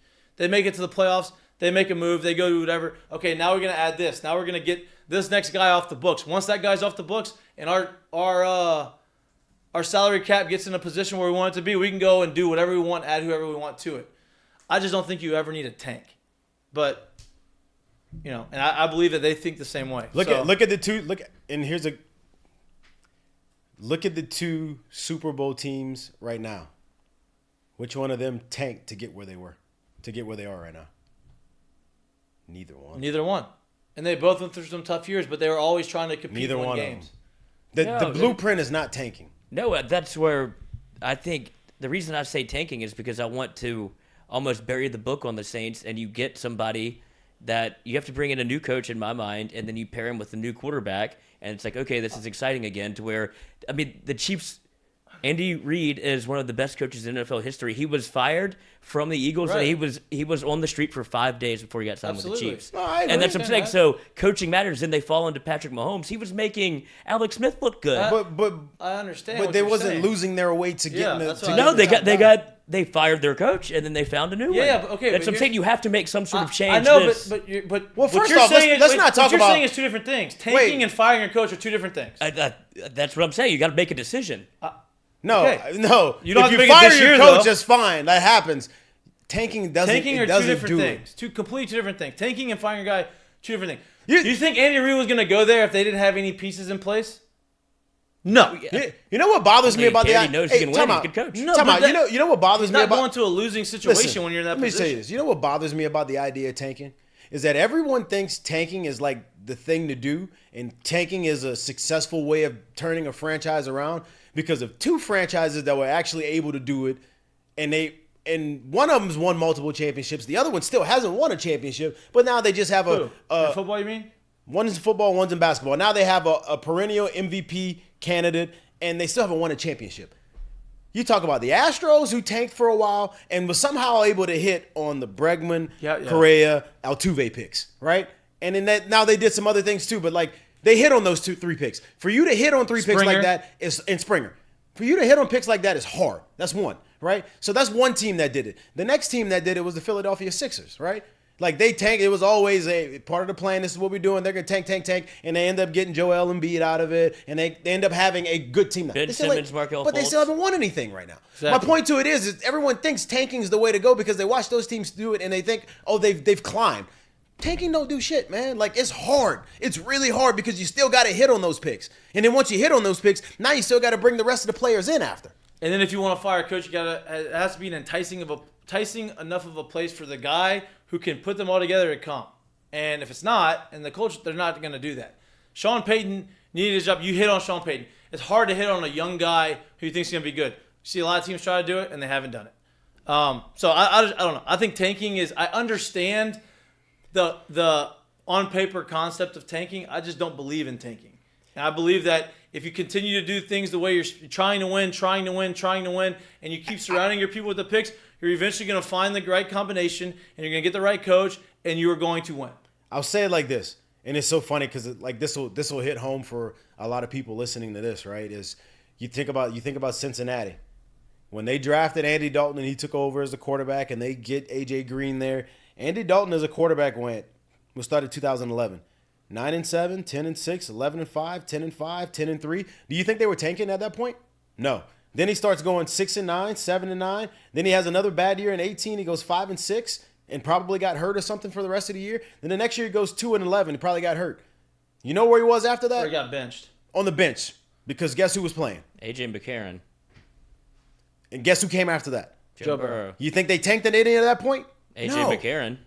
No, he had to play. He just had to play as well. He had to play. The roster at the time. AJ McCarron didn't start. That's what I'm saying. He had started to play. once they benched. So my point is, Andy Dalton. tanking's At the end of Andy not the Dalton's way. career. It just happened that way. They benched it They benched him. Benching him and because they knew that there was no reason to make any more progress. Andy Dalton's going to sneak you in a couple yeah, of but wins. that doesn't mean you're tanking. That doesn't mean you're tanking. Who do you think gives you a better chance to win, Andy Dalton or AJ McCarron? Time out. You think benching one player is tanking? The quarterback? That's not tanking. That guy was not winning games for you, so he got benched. Tanking is blowing up the team like you're talking about doing with the Saints. That's tanking. Hey, get rid of all the guys. Get rid of them. Get the salary cap back to where it needs to be, and go 2-7, 2-15. You can't call it. You That's can't call tanking. it. You can't call it tanking before the season That's when you not go tanking when when the you quarterback bench a guy. has when your starter who's been your guy for 9 years has 13 starts on the season. That's not tanking. The tanking is That's not tanking. No, because that means you're talking about literally punting before we ever kick this thing No, off. I'm saying they realized probably that if they kept continuing to start Andy Dalton, he gives them a better chance to win than AJ McCarron. No, so that's- they put in AJ McCarron at the end of the year That's to not. make sure I I believe that doubt they believe that AJ It was over. I think they believed it's over for Andy Dalton here. And AJ McCarron at this time on our roster is better than Andy Dalton. I believe that that's what they thought. I think they thought the ceiling was higher with Andy in case he got in there and won him a game I and fucked don't. up their I do draft not position. believe that. Yeah. Do not believe that one bit Okay. At all. That's where we differ. at all. Because if that was the case, they would have benched him long before they were 2 and 1. Exactly. My point to it is too. Like even if you're saying that, okay, that's fine. But here's my thing: you can't sit here and I don't call it tanking when you start quote unquote making moves to lose at week 14. That's not to me. That ain't. Hey, tanking. we're gonna see what we got on the roster Right. before we go into free agency. That means at that point, season's over. We Yeah. suck. Let's see what these young guys can do because we got to figure out how to move forward. It's not about draft position. That's not. I'm tanking with that. to get a better draft pick at the start of the year. That's tanking. And if you start doing that shit, that's when everyone realizes. Who did Sean say is the only team he legitimately thought was tanking? There's only one team. He said it in an interview the other day. There's only one Sean team Payton? in the He did history say of it. his career Yeah, that he can legitimately say, "Oh, they are actually tanking," and I forgot who it was. Damn. Because he's got out of my entire career in the NFL, there's only one team that I could legitimately look at and say this team was actually trying to tank for a specific player. I forgot who it was, but Tanking. that's it. The definition Nobody of tanking tanks. to me is not filling out a competent roster, meaning like you'll like a lot of these baseball teams were at one point, Oh, not spending the money to get Pittsburgh. to. You know what I mean? Not filling out a competent roster, and literally from the start of the season, we're playing guys where you're like, dude, that's no way in hell you think that that's your best player at that position. Right. That's tanking in my mind. Don't tell me you're tanking 14 weeks into the season and you just suck, and now all of a sudden, oh yeah, we're tanking. That's not tanking. That's called we need to figure out what the hell else is on this roster so we know how to go forward. Yes, I agree with that. Okay, That's different. Can we compromise and say that that's what I see the Saints doing 10 weeks into the year if you're 4-6? No, 3 and- at 4 and 6, 3 in and the 7, division, and it's like, okay, what are we doing here with Derek Carr or if Andy Dalton runs it it back? depends on whatever happens with the. If Yeah, it someone's running depends. away with the division, That goes year by year, dude. Like, it literally I'm saying. depends they're on not what's gonna going on. they're not gonna bench him because they're not gonna bitch if they don't have Hey. a guy behind him that they think could have a potential of being good later on. They're not gonna bench him. No, and think They're gonna about say it. you're the guy and just gonna ride you out because if we're already 3 and 8 with you, and we think the other guy is worse than you. Like, we're already losing. So we're not going to put the other guy. But if we think the other guy maybe has an opportunity to be the guy in the future, or we think that if he gives us a better chance to win, and we can say, oh, this guy, or at least like compete in games, and this guy has a chance to stay on the roster, we're going to give that guy a shot. But if they don't believe that, Well, you got we're losing, to we're gonna also keep think him. about it too. Like, and this is where like I think people get confused about the tanking idea, right? It is a lot easier to fill out a roster and probably put a really good roster around said quarterback when you don't have to spend money on quarterbacks, right? That's the theory. No. So hear me out because I'm literally proving your theory against you, right? So if that's the case, right? If that's the easiest way to do it, when you're saying people are tanking, when all they're really trying to do is well, we got Derek Carr here and we're paying him about, I don't know, somewhere probably between $10 and $20 million a year, or we got this other guy on the roster who we're paying $3 million a year and he's on our team for 2 more years. Let's put him in because if he's better and he's good, ooh, we can really put out a team. Right. Oh shit, he sucked. We got to go draft a quarterback. Here's my. That's not so that you thinking that it's tanking. It's literally saying if we got a gem here, we ain't got to go draft a quarterback. Here's my next point. Right, if they're already 3 and 8 with Derek Carr as the quarterback, Insert quarterback, yes. right? Why, if they're already losing, and they're 3 and 8 and they're not winning games, let's say they've lost 6 straight games. Why would you, if you're tanking, why would you make a change on somebody who's losing? So you think you're like we're gonna make sure we Why? lose more? Oh, No. we're gonna. Yeah, like why? Well, no, you have to because that's where you have to play the optics game, right? Where it's like, look, we made a change. We're 3 and 8. We're trying to see if we doesn't can go- catch a No, spark. that's But not- okay, so then just tell me what I just said to you. That's Why what- would I go look to spend more on a quarterback if I'm gonna play a quarterback who's costs less than him? No, but that's what I'm saying. You have to play that's the media part of it, right? You can't just keep. I mean, how upset were Saints fans every time you saw Andy Dalton trot back out this year? Did you feel like he gave you the best chance to win? Did you want to see Taysom Hill? Did you want to see Jameis back? I feel like I heard all of those names. Yeah, Nothing absolutely. happened, and Saints fans are extremely frustrated with the fact that Dennis Allen But I kept wanted saying them to win. Andy Dalton is going to go out and play. Right, but I wanted them to But win. they weren't. They won at the end of the year. They won almost 4 straight. My point is, your whole point earlier was, why don't you just bench them at 4 and 5 or 4 and 6 and get the other guys so that they can tank? If they're losing, you're going to keep the guy in that's losing if you're trying to tank. Right, you can never let it be known. The NFL has like Sean Payton said, I don't know what team he was But talking nobody's about. tanking. Nobody's- the 2 teams that you named that tanked, they made it overtly clear that they were tanking. The Philadelphia 76ers, that's all they talked about was the process. We're trying to lose. Exactly. You can't be that overt about it, but at some point you see the writing on the wall within the season, and you go, okay, we're not very good. We're not trying to actively lose games, but we're not. But his point was that doesn't work. You saw Lovie Smith tank it this doesn't year. work. His No, point it- is that doesn't work. What do you mean he tanked this year? They lost the last game. They pulled all their starters to make sure they got the first overall pick. No, they No, won the last they game. won the last game. That's what he should have done because then he got fired anyway. Yeah, that's Chicago- exactly. Chicago to his pulled Justin point, Fields. To his point is that like the tanking doesn't work. Philadelphia's been in the playoffs the last 6 years. They haven't won shit. No. Yeah, but all you can do is get a chance. All you would do is haven't get won invited to the shit. party. I think you're really like you're not understanding the difference in this thing, right? I am. Okay, no, you're not because front office is paid to do what?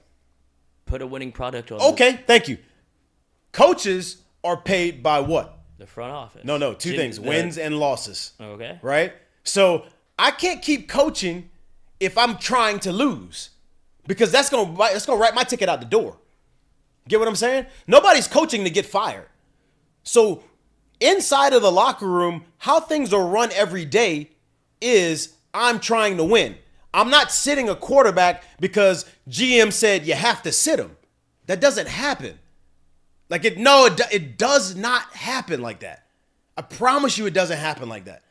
The tanking does not happen like that. And if it does, and if the GM is saying that, then they're probably the Houston Texans or somebody that's just, they're not. It'll come out. If it does, it'll come out. Well, you saw it happen. This is the last thing I'll say about it because I think we need to get to baseball at some point. You saw it happen with Miami, and Robert Flores, when he was the head coach, said, "I'm not tanking. Yeah, Y'all want me to, and I'm not going to do it." But clearly, there was a directive from the front office to try to lose. It wasn't even a directive. They just tried to persuade him and put him in every position to make lose. it happen. Exactly, and then they fired him right after he didn't do it. That's fine. That's what I'm saying. So you're like, so the GM made the call, and he said, "I'm not going to listen to you." He's like, "All right, fine, you're not going to work here." But that goes more into the point of like these guys that are actually making the calls on the field, coaching wise, they don't tank. But you're right. I mean, it's just. The conversation is going to continue to go and go and go and go. Tanking isn't a real thing. People aren't going to tank, right? They're just not going to do it. There's so many levels to be able to like legit tank that it is way harder than what people think it is to actually just straight up tank. Yeah. That's all I'm saying. Yeah, it's easier in basketball.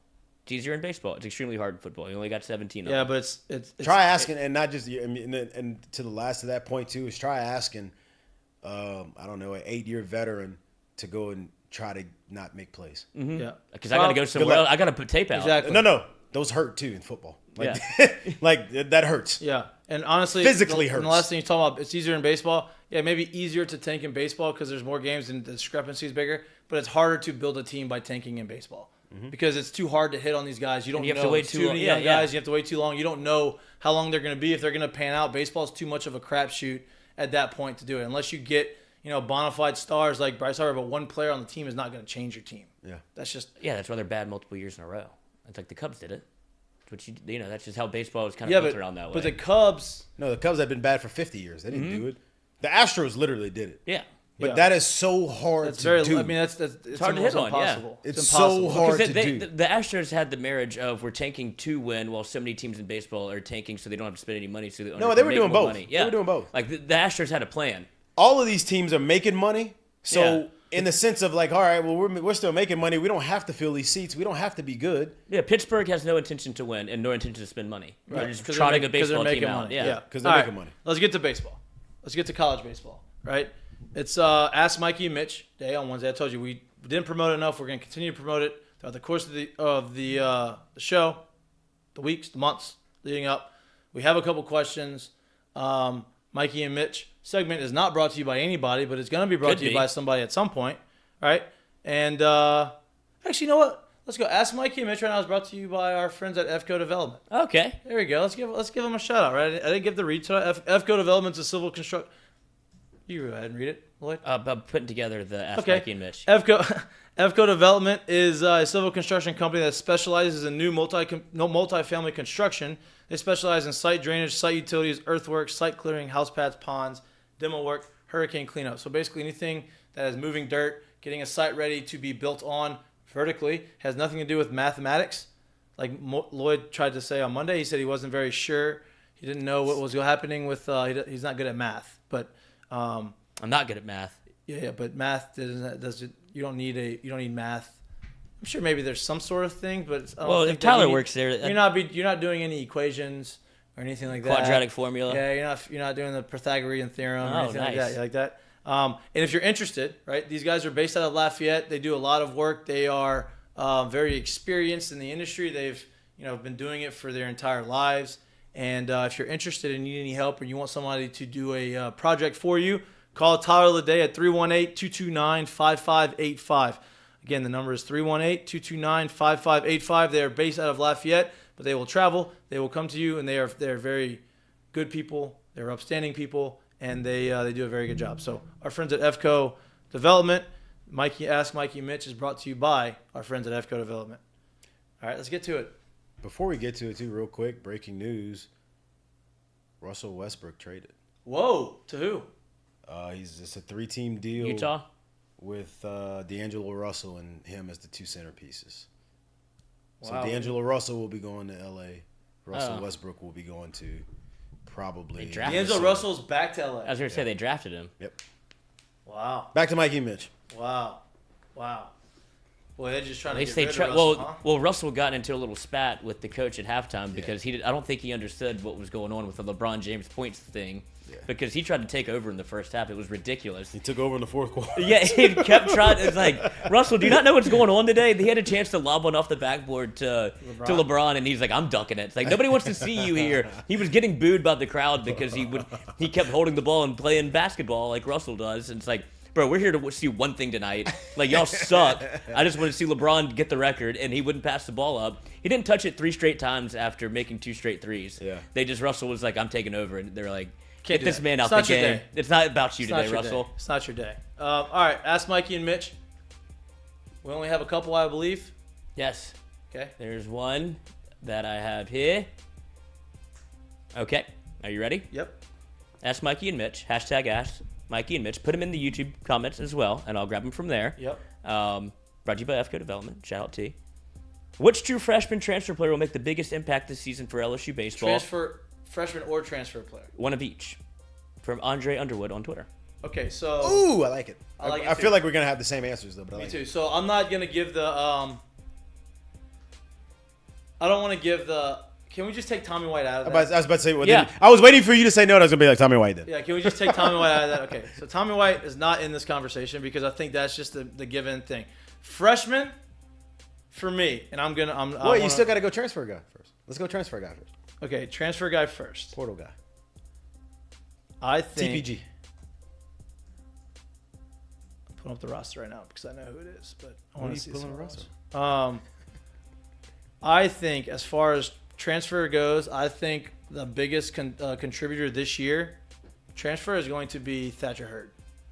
I think Thatcher is going to come in there. He's gonna get a rotation spot, and he's going to give you the opportunity to have 5 starters, like at least 4 legitimate starters. So, 1, you have depth. 2, you have a midweek guy. If he ends up being the midweek guy because you have some of the other guys that are pitching, you have bona fide guys. And then as far as freshmen go, there's a few. Wait, I'll give you mine then. Yeah, you go. You give your you transfer at Thatcher, and I will go on the same kind of plane, because I do think that is the depth at this position is what they missed last year, and I do think when you have legit guys at this position, it makes life a lot easier for the other 8 on the field and for those guys sitting in the bullpen. So I'm gonna go with Paul Skeens. That's a good one, obviously. Whether he stays at Friday, whether he moves to Saturday, whether they flip flop, whatever may I happen. should have put him in the category. of Whatever Tommy. may happen, I'm gonna go. I was like, I can't believe he didn't say him. Well, I was like, in all my right, head, I put Yeah. him in that category, but Yeah, obviously, yeah. yeah. And then as far as freshmen, incoming freshmen, there's a bunch, right? Because this recruiting class was awesome. For me, I'm going to stay on the mound because Okay. I think the starting pitching last year was obviously their weakest point. I think Chase Shore is going to make the biggest impact as a freshman this year. This kid's a freshman. He's 6'8", 245 pounds. He's throwing 100 miles an hour. As a true freshman, I think he's going to have, Jay's going to have a lot of fun trying to figure out, hey, we're going to put this guy out the pen. This guy going to start. What are we going to do with him? But whatever you do with him, I think, Jay even came on the show on Monday and said he's the most ready right now as far as the freshman pitchers go. So that's my guy. What about you? As a freshman, I'm going to go with the guy who I think he's versatile. I think he can play in different spots. I think the kid's got moxie, and I think he's beyond his years right now for a freshman, and I think it's going to be, through the course of a season, it's going to be really, really, really hard to keep him out the roster, but I'm going to go with Paxton Kling. Nice. I like that. That was my second one. Lloyd, you have any opinions? My second one would have been in the infield. I just think that there's too many spots that's locked up and is going to stay locked up for him to get in, but it'd be Gavin Gidry. That would be my second one. Okay. Next question. Next question. Do you have any opinion? I mean, it's not as I wasn't Floyd, listening. but I was trying to get the social set up over I here. appreciate that. Yeah, Okay. but it sounded like riveting debate. I would have said Paxton Kling if you didn't. He but said then that was his. That was his. Yeah, no. So I heard that name and I was like, I'm surprised you didn't say it. And then I was like, well, I don't have an opinion anymore. But next question from James Bond: second base will be a brawl. Wonder who wins out. So For I'm LSU guessing. baseball. I'm guessing that is a question. That's a comment, Yes. but I'm gonna take that as We a just question. didn't put it. Yeah. He didn't put I the wonder question who. mark. If yeah, no. I didn't teach him. yeah, I just yeah. I So- appreciate the interaction. I think second base is going to be the most interesting spot because I think Jay is going to allow that position to evolve naturally, right? I think that person is going to win the position. He's going to give a bunch of guys a lot of opportunity to go out there and play that spot. I think early on he's going to play a lot of matchups and he's going to play, okay, do I need more defense in this position today or do I need to have another bat in the lineup? And then he's going to let that play out. If I know Jack Merrifield has taken huge strides. He loves Jack, the way he's played over the fall, and his defensive abilities there at second. So I think he has an opportunity to kind of separate himself. Obviously, you have the veteran in Gavin Dugas there. If Gavin can go out there and go back to the form that he was 2 years ago and hit 20 homers 2 years ago, like if he has the ability to do that and can play good enough defense, I think he's going to be there. And you have transfers. You have Nippolt come in there and transfer, and you have some other guys that they have, like you have Gavin Guidry, who can go out there and play. I think right now it's going to be a revolving door. I don't know if I can make the decision. I think honestly, early on, I said that I think that Gavin Dugas is going to start their opening day. Part of me thinks that Jack's going to start their opening day. So I'm going to go with revolving door is a good one. I think if Gavin Dugas, whether he starts the year there or he doesn't, whoever's there on opening night, it is what it is. I think if his bat returns to the form that we know it could be at, not necessarily saying he has to lead the SEC in homers, but if his bat returns to the form we know it can be at, and he can play serviceable defense, I think he'll lead the team in starts at second base probably by the end of the year. But I do think there's a good chance you could see, especially with the way baseball is today, especially with Jay's West Coast influence, I think you could see easily three guys with 15-plus starts at second base, being that I think it might be a position by committee spot this year. Yeah, and I'm hoping. I think Jay's hoping that somebody takes the reins and That's takes always the the hope. spot, right? It's always the hope. But the beauty. But of he has this a lot team- of guys that he likes that could play that position. right. And the beauty of this team, you have that ability. So And honestly, all of their strengths are kind of all different stuff right now too. Yeah. So like that's another part of it too, So yeah, we'll see. All right, question We got another one. from John Starks. Yes, Of that. sending it in. John Starks, how many regular season wins for LSU Whoa, baseball? that's a good one. Ooh, That's a I good like one. it. So you play 56 games. Yeah. In the regular season. I believe that they go regular season wins. How many? What's the? Can we say it at the same time? Yeah, Since we're saying it like just numbers. regular Ready? season On three. wins. Ready? Wait, Three, wait. I'm doing the math Yeah. in my head to make sure Yeah. I have the numbers right. We'll go 3, 2, 1. All right, ready? Three, 2, 1. 44 and 12. I went 42. I didn't do the math for the other side. I was 42 wins. That's what I got about. Okay, so 42 and 14. And you got 44 and 42 and 12. 12. You got 44, 44 that's pretty good. It's pretty close right there. Pretty close. 40 plus. I 40 would say. plus. So, But I'm gonna sit at 42. in comparison, right? Obviously, 2013 they had single-digit losses for the year. Yeah. At 8, I think, going into Omaha. Did they 2 and Q that year? I think either 2 and Q or 1 and 2. I think it went 1 and 2. I think they may have 2 and Q. I don't know. I think it Pretty was sure 1 they. and 2. Okay. But I think. in I could be 2009, we had regular season wins. I don't know the answer. I do know this answer because I know what our final record was. So our final record was 56 and 17, I knew that. right? We lost the first game of the SEC tournament and the second game of Omaha. Yeah. That was it. So we lost 2 games in that postseason, right after the regular season. So we had 15 losses going into the postseason, which is 41 and 15. So it'd been right around similar to what we just said. That's how you win Natty. You win the Natty. Some would say that's We Kind of lost the that recipe. first game in the SEC tournament, and then we didn't lose again until until two. game 2 against Texas. Oh. All right, one more up. That just came through the queue. Oh, James Bond again. Who hits the first home run for LSU baseball this season? I should have known there's going to be a baseball heavy.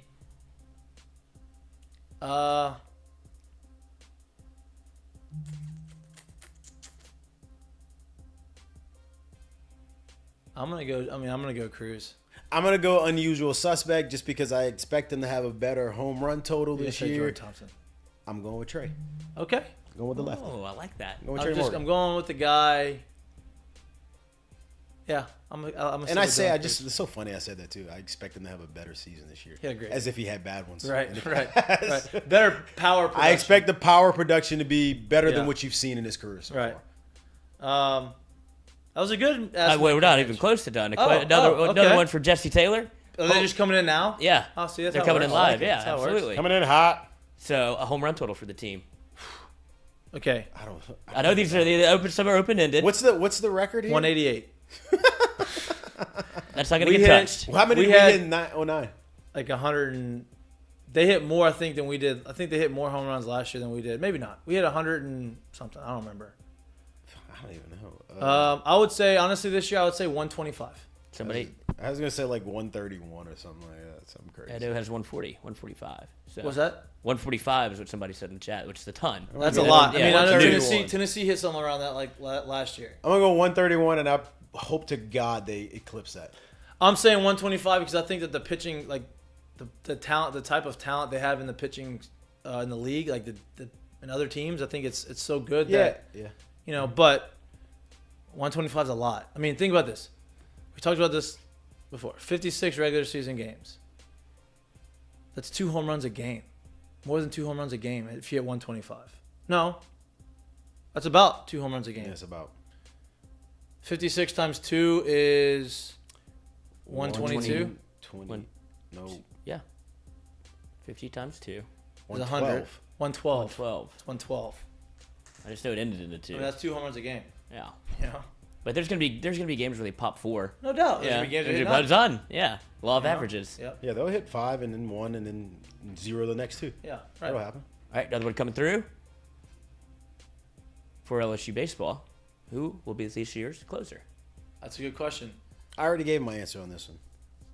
They also have some thoughts in the chat. Did you? Yeah, I think Grant Taylor's gonna be there. Yeah, I think Grant Taylor's gonna be the closer And I too. think but you're gonna sit there with Chase Shores in the setup role, like a real, like like the big a seemingly big league 8th inning and 9th Yeah. inning guy. I think is what No, you're gonna I have. think that Grant Taylor's going to start as the closer, but I think that that's going to be able to evolve, right? If Jay thinks that he needs to be in the rotation, it's going to be like the Lewis Coleman thing. Mm-hmm. Lewis started season 2009 as a closer, and Paul was like, I think I need him starting every Friday, and he started every Friday, and that was the case. I don't think Grant Taylor will end up starting Friday just because you have Skeens, but like injuries happen, things happen. Maybe you have to move around, but yeah, I think that would be an injury thing. The only way he moves, that just and it's Unless- it's a weird thing. I'm saying this because I 1,000% think that Grant Taylor could be inserted in the Friday or Saturday night role, and health willing, he would be unbelievable in Right. those roles. But I do think, and it's not so. I'm not saying he got relegated to the back of the bullpen at all. Like I don't think that's what it is at all. I just think maybe Jay thinks with the way his stuff is, the way their stuff is, they're better suit for this spot right now. He's better suit for this spot right now, and to fit this team in that spot right now. Unless he sees that Chase Shores doesn't have a feel for his secondary stuff, right? And he's just a guy who's going to be able to throw absolute cheddar. Unless he sees that and says, you know what, we're going to ease you into this thing. We're going to put you as a closer. But I still think the season starts as Grant Taylor is the But why would you put him as a closer then? That's a more pressure-filled role. No, I know, but I think that you can get away with one or two pitches in that position. I mean, look at the guy from Tennessee who threw 103 and. No, I agree. You know? No, I agree. But then, but having him there or whatever that was at that point, where did that end up taking them? Nowhere. What did? Okay. Well, Jesus, hold that thing. right in the middle of the segment. My 8th grade science teacher used to tell me, squeeze your thighs. Where Yeah. are you going? I mean, I don't know. I'm with you, but I think that I just think there's something too at the back end of a bullpen, knowing that I got a guy that's going to get the job done. Not Yeah. I hope he has the heater or we're screwed. Well, I think they're gonna use Grant Taylor differently than most They closers. might. Yeah, they might. They're gonna let him pitch Yeah. 7, 8, 9 if they have to. You know, depending on the game. Now, if they pitch 7, 8, 9, then you lose them for the next day. Yeah.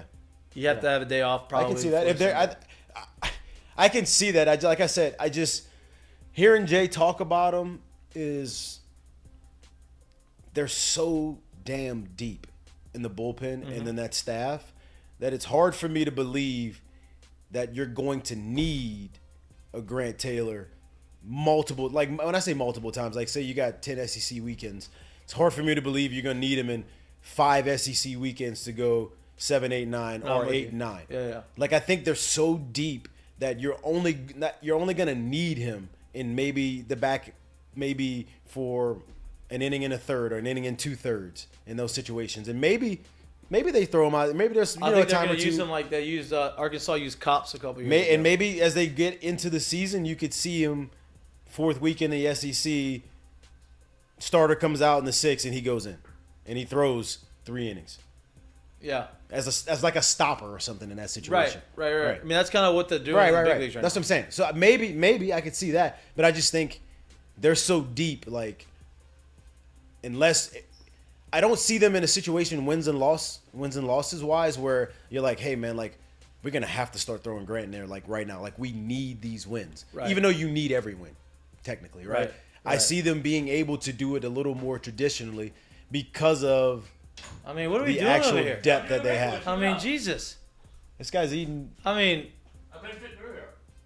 what? I didn't want to knock the camera over. Well, I mean, like, This guy's got goldfish. I mean, Jesus Christ. I mean, right in the middle of the Oh, segment, yeah, right, Rob. we're drawing this out so that we can get another question. Like, If y'all want to know, that's why he had Jesus. the orange Perot shirt on. yeah. All right, go to the next one. What's the next one? What we That got? was the last one. Oh, we could have told me that before. Oh, wait, we got one more in the dock. This guy's unhinged right now. We got from Hunter Fournette. You're out of Who are y'all control. watching to have the best season offensively and pitching wise? What's that? Who do you expect to have the best season offensively and also as a pitcher for Well, LSU baseball? I think offensively we're on the same name, so we can stop there. Yeah, I think Dylan's gonna be the guy. answer. I think I Dylan will- has a chance at 400 Yeah, this I year. will say this though, hey, and I mean this. I really do mean this. If the kid stays healthy, from what I saw from him last year, where he was, I think Thatcher Hurd has a real chance to have the best numbers pitching wise. And I'm gonna go with, obviously Paul Skeens is the guy, is one of the guys, but I'm not gonna go with him. I think Ty Floyd has a chance to have the best numbers on the team pitching. Like wise. it, like it. God, that's a You- great. if That's you a have a great one nasty- to not be talking about. If you That's have a nasty unbelievable. changeup, the way Yeah. he's throwing upper 90s with a nasty changeup, and the other side, Ty Floyd, Grant Taylor, the two that were on the roster last year, that I think you're going to see a jump from those two, where you're like, oh my god. yeah, and you start to see it with Ty Floyd towards the end of yeah, last yeah, year, exactly. right? And so I think that he's going to take that next step. Grant Taylor took that step over over the summer, so you didn't really see it. Right, Exactly. Yeah. right. Yep. We got more. Or we can. I kind of want to save some because I feel like they're going to all be baseball questions and they're all going to. No, I figured that. I figured there would be when we said ask Mikey and Mitch. That's why that's why it's hitting harder now than it did in football season. Right. Even though, we have a football player. I just figured if I saved some, then they would ask him again, and we could still have the segment just in case. Keep some in the Segment holster. for next week. You're gonna save it for next week. Ask Mikey and Mitch every Wednesday. That's what I'm saying. So we'll be able to have these in the queue.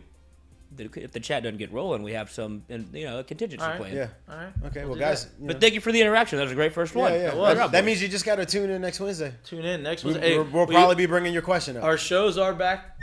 Our show is on Fridays now, 1 to 3 p.m. Now, Fridays were always an hour and a half-ish show. It's be a little bit looser of a show, so probably 1 to 2:30-ish, Yes. maybe 3. But But longer. yeah, You're we still will getting have- bang for your buck. Yeah, for sure. Tune in. for sure. It'll We'll still be in be the great. studio. Something's until gonna we find happen. something Yeah. else. All It right. won't take long for Lloyd to eat goldfish or something. It's the weekend. Let's get to the seggies. All right. Let's get to the seggies. Mistake of the day, brought to you by Dozy Place. This is. My segment. Look, I like this one. Also, we need to get a new some graphics for mistake of the day. Like A big juicy. I like how steak. you say that. Like I'm gonna do it. No, I'm just saying this out loud to put our ideas. We have a big meeting of the minds tomorrow between all the guys on the team. Yes. team meeting. Did you see that guy? This isn't the mistake of the day, but this is just cool. Where he was on McAfee. He was maybe he's the founder of PXG, the golf Oh, I company. saw it today. Yeah. I mean, I didn't see the interview, but I saw that he was on it today. He was in, I think he was in one of the wars. I don't know. I don't want to age him. But he said that he had PTSD ever since he left the war. Tripped on mushrooms for a week, and he came back and said, it's the first time I felt like I've ever left the war. Not a mistake. But that's what I would say. It was interesting to be brought up. So. And I'm not, listen, I haven't done any stuff like that. I'm not saying. Oh, I have. I know, but I'm not saying I'm against it. But if you want to watch something that's very interesting on Netflix, watch the documentary How to Change Your Mind. I think it's pretty cool. Okay. That. All right, go ahead. And now we get to a mistake, which I think is very interesting because of all the fanfare that was going on around LeBron yesterday, and the one guy that LeBron advocated for to bring into LA and help win a title and a championship was Anthony Davis, and this is him during LeBron's final, like LeBron scoring the bucket. He just sat down on the bench and said, "I don't give a fuck." At least he's not in street clothes. I mean, basically is. Maybe that's what he thought. He just went back to it. I mean, Have a little bit of feel. Yeah. at least stand up. You're the only person literally in the building not nothing standing. wrong with like understanding like, hey, this is his night. Hey, bro, like It you're is what it is. you're You a should have known that when basketball- you showed up to the yeah, and to you're the a arena. basketball player. Like you're his teammate, and you're an actual basketball player. Like, I mean, that should be impressive to you that a guy did that, especially your teammate. Maybe it hit home with him. He's like, I'll never be able to be this good. Maybe. I haven't played enough games. No. Or Nowhere score enough close. points, or average enough points. I think he missed 150 in the last 5. He might break that record. Most games missed. Most games missed. Greg Oden, I think, is gonna have that one in a career. Actually, he's gonna have the most percentage of games missed. Greg Oden, Probably so. Not Zion might be trending in that direction. No, No, he's on the way back. he's coming back. He's coming After back. the All-Star break, he'll be back. I like that one. That was a good one. Yeah. Good job. I just the funnier thing about it was like the kids were like that for most of the night. They kept showing Bronny and Bryce, and they were just were like, chilling, yeah. "Bro, I've been seeing this forever. Like, that's just yeah, dad." but like he also. But then they got that's They're what I'm saying. waiting. Like, yeah, exactly. They didn't get caught up in the hype until it was time to. Then, Yeah. did you see Bronny stand up? Like when he saw his dad get in the post, he's like, "Oh, I know exactly what he's about Yeah. to do." Did y'all Step see the back. Did y'all see the conversation LeBron had with him like at halftime? Mm-hmm. Basically said, "I got 20. All I need is 8 and 8, 2 quarters." He And had then- it before the end of the third. And Bronny goes, "Do it in the third, so we can go home." That's what he said. Yeah, he's like, "Go now." He's like, all right. Yeah. I love that. All right, that's a good one. I'm proud of you. Good job. Curtain Call is brought to you by our friends at Assured Partners. My people over there, Assured Partners, You literally AKA, aka me. can't Curtain spell call. Mikey without me. I have to move a couple. You got one? Gotta get to it. You got one? Yeah, I got one. My curtain call, I guess I'll stay on the last night subject. There is a great photo out of the game-winning shot from the other side of the court. If you hadn't seen it, I think Lloyd's going to throw it up on the screen. In the photo, I would probably say 99% of the people in the photo have their phones out and they're viewing it. And if I'm being honest, if I was in the arena, I probably would have too. Yep. There is one person that is visibly about as low as you can get in the arena, sitting courtside, straight away in the middle of the shot. Kind of important in LeBron's life. Important in LeBron's life, kind of important in the sports world. Sitting there with no phone and just literally In the cultural world. taking the moment in as he sees it. Phil Knight, the founder of Nike. My man just chilling there, no About to pull it camera. up. So in a world where everyone's doing this, I think it's pretty cool that he sat there and said, you know what, I'm going to experience this with just me. And I Like, think, I'ma you know what see else I think is pretty cool is, and this is a little bit, it's not, Phil Knight didn't say this, but those of us who have seen a lot of the media stuff over LSU the last 3 years since 2019 with Will Stout tweeted, right? He quote tweeted this and he said, I've been involved in a lot of moments behind my camera lens, right? And I miss the moment, right? Like I don't see the moment for what the moment is because I see it through my lens and I don't really remember it. And the only way I remember it is seeing it through my camera. He's so basically saying this is pretty cool that he's like was able to take it in, and he's always gonna remember like the best camera you have is like your What he mind, really your eyes, felt, right? what Like he what you really see, felt. like that's in his head ingrained. Bro, he literally is the only person without his phone out. Yeah, it's crazy. That's the world we live I feel in like now. the other ones that don't have phones out are I mean, like look, I would have had my working. phone out too. They're like working. I don't think I would. I don't do that. I mean, I've never been in a moment like this. But I've never been in a moment like this, but it's kind of, in a way, it's kind of hard not to if you're sitting there and this is happening. You see everyone, you're like, oh shit, maybe I don't want to miss this too on my phone. Yeah. Yeah, But here's the other deal. If I'm there, I'm probably with some people I know. They probably have their phone out. That's Send it what to I me. was gonna Yeah. say. Send it to me. Because, But, like, but that's why I also said I can't tell you that if I was there, I wouldn't have had Right. it. Right. yeah, because I mean, you act like you all haven't been in scenarios in which you could have had your phone out and you didn't. Like, Yeah, when but you're that at one LSU was- Yeah, but football that's a versus little different. Alabama last That's play. That's different because you showed up there knowing that this is the Yeah. moment you were showing up for. Yeah, it's like Yeah. going. Well, it's the same thing with like when people go to a concert and they just watch the entire thing through their phone. It's like, bro, this is not the visceral That's not what you experience you showed think up you're for. at. If you wanted that, just go watch it on YouTube later. Yeah. Like, I'm a big proponent of taking everything in through these eyes. I'm with you. I It is. use It my is a camera different lot. thing. It is. All right, you got one? Yes, I do. And talk about taking them things through your eyes. It has been a hot minute since the Saints have been able to celebrate their Super Bowl, but the anniversary was, I believe, yesterday for their Super Bowl win in 2009, Yeah. 2010, 2009 season, 2010. 10, because I was Calendar year. Yeah, February 7, 2010, the Saints were able to call themselves Super Bowl champions for the first time ever. I was in New Orleans. Me too. Watching this game, and it was Hotel Montleone. I ran down the thing and banged on every single door. I was in Miami and it was lit. He was in Miami. That That was the year you got drafted. That was the year after you got drafted. It was lit. See, I think I'd rather be in New Orleans for that night. We drove down there at baseball practice the next day, which was brutal. But we did kind of did the same thing you did, where we all just went out into the street, and we had people that were just. It was like a parade already. It was packed. You couldn't go anywhere. No, you couldn't Yeah. get anywhere. We tried to maneuver our way to a bar Saw or whatever. Sean Payton out the window of Lucy's hammered. It was awesome. See, that's what you try to get there for. But we just basically hung out in the street, and there was a PT Cruiser that had a speaker hog tied to it with his trunk open, and it was just playing Stand Up and Get Crunk on repeat, and just driving around, and people were just second lining with the car. Unbelievable experience, and that's probably the peak of Saints fandom for me. Especially I grew up through the doldrums, the sad times. Me too. When I had to. I remember John Carney missing an extra point against the Jacksonville Jaguars after Jerome Pathan, they do the lateral play. That was always the Saints. Was that the Jaguars or the Browns? It's Jaguars. And then you have you kind of find lightning in a bottle and you end up losing to the Chicago Bears, the NFC Championship. That was before you had Hakeem drop the ball. All these things where the Saints felt like it got close, but you never felt like they were actually going to win a Super Bowl. Mm-hmm. And for this to happen, it's always going to be That something year, that you live with me. And Yeah. They lost the last 3 games. No, they weren't. They already clinched the home field, whatever. And then, yeah. Yeah. And the people were wondering if they should have done that. That's the y'all's guy, Robert Meacham year, where he stole the ball from the Washington team. Now that's our guy. Uh-huh. Sorry, guy, because I Best play of his career. Comment. Oh God! All right.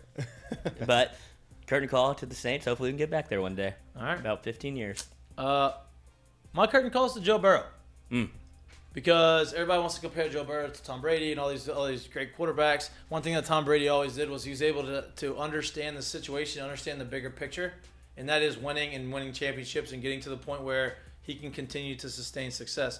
And Joe Burrow, I think, has already had that ingrained in himself, right? So Jamar Chase goes on NFL Network. He's at the Super Bowl, and he goes out there and gives an interview and basically talks about how they're asking about Joe Burrow and his upcoming contract. And he said, I think Joe's already got an idea in his head of how he's going to restructure his deal and how he's going to structure his deal so that he can have all of his weapons around him for a long time. And I think that's a sign of a real winner, and that's a sign of, listen, you don't need to make a lot of money. You're already going to make a lot of money. And I think that's a sign of a true leader. You all right? I don't know what happened. Mouse got stuck. I was trying to show the video. Oh well. Oh, well, that's okay. That's it. Great show today, boys. But I wouldn't be shocked at all if that's what Burrow actually does. I'd imagine that he and Jamar have had those conversations. Exactly. You're sticking around. Exactly. I'd imagine that he knows, hey, listen. And I said that too. I was like, I'm sure they're going to get creative and pay this man the money that he deserves, but in a different way. I don't know if they can give him ownership percentage in the team or something like that. So they say, hey, listen, we're not going to give you as much on the salary, but you're going to be able to make up for it in another way. I don't know what's legal in the NFL and contracts, but I'd imagine there's something like that happens. So that's what teams are going to need to do to be able to keep these guys for a long time and be able to put the guys around them. Great show today. It was a long day for all of us. But that's where you get into when you talk about Burrow. You don't want to. Why would you not take a little bit less just to be able to make sure that you can keep some of your? You saw what happened with the Seahawks when Russell Wilson was like, "I want the world." Right. You kind of. Drew Brees hamstrung the Saints for a long time, and they had to get extremely creative with the cap. if you're just able to kind of, I mean, what's the difference between 50 and 30? You know, at some point you'll get it on the that's a back big end. I know, discrepancy, but if you're Joe Burrow, like you're going to make it somewhere else.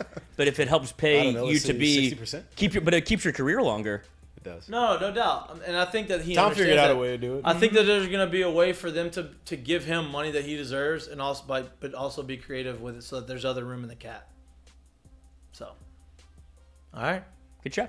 great show. Back Friday. We'll be back Friday See you in 2 live days. from the studio, 1 to 3 p.m. on Friday. On Friday. We started last Friday. Meeting We're back on. tomorrow. Bring your Meeting of goldfish. the minds. Yeah, bring your goldfish. Hey, Meeting of the minds tomorrow. get your goldfish ready. Um, the show. LSU basketball tips off in 8 minutes, Oh. and you know. Would you have hopefully any they- interest in even betting on that? I almost LSU? I would take LSU just because I just It's, gotta it's a lot stop at of some point. Mississippi State's a lot of points, and I mean at some point law of averages means you gotta win one It's of got to them, stop at some point. right? And It's I about a feel good like- time to start I feel doubling like down. this one compared to the other teams that they've played recently, like I think that they are, And they looked like they and had they a- looked better had against a Alabama. pulse. And they looked better against Alabama. So that's it. All right. Great show today. We love you. We appreciate you. Be kind Please be kind. or be mean. and, Pick whichever one you want. It's up to you. It's your prerogative. If you like watching us, please like and subscribe. Please share it. Please share our clips. Please comment on our stuff on Twitter. We love interacting with you. If you don't like watching us and you like listening to us, you can get us anywhere you get your podcasts. Absolutely. You're watching Miked Up. We appreciate y'all, and we'll see you on Friday. We'd love to see you on Friday. We love to Go see you on Friday. commit a crime, a small one. y'all on Friday. Yeah, just, And you know what, Jared? yeah, like I See said, y'all, man. go commit a Peace. small crime, run a red light, do something fun. Wow. Don't do that.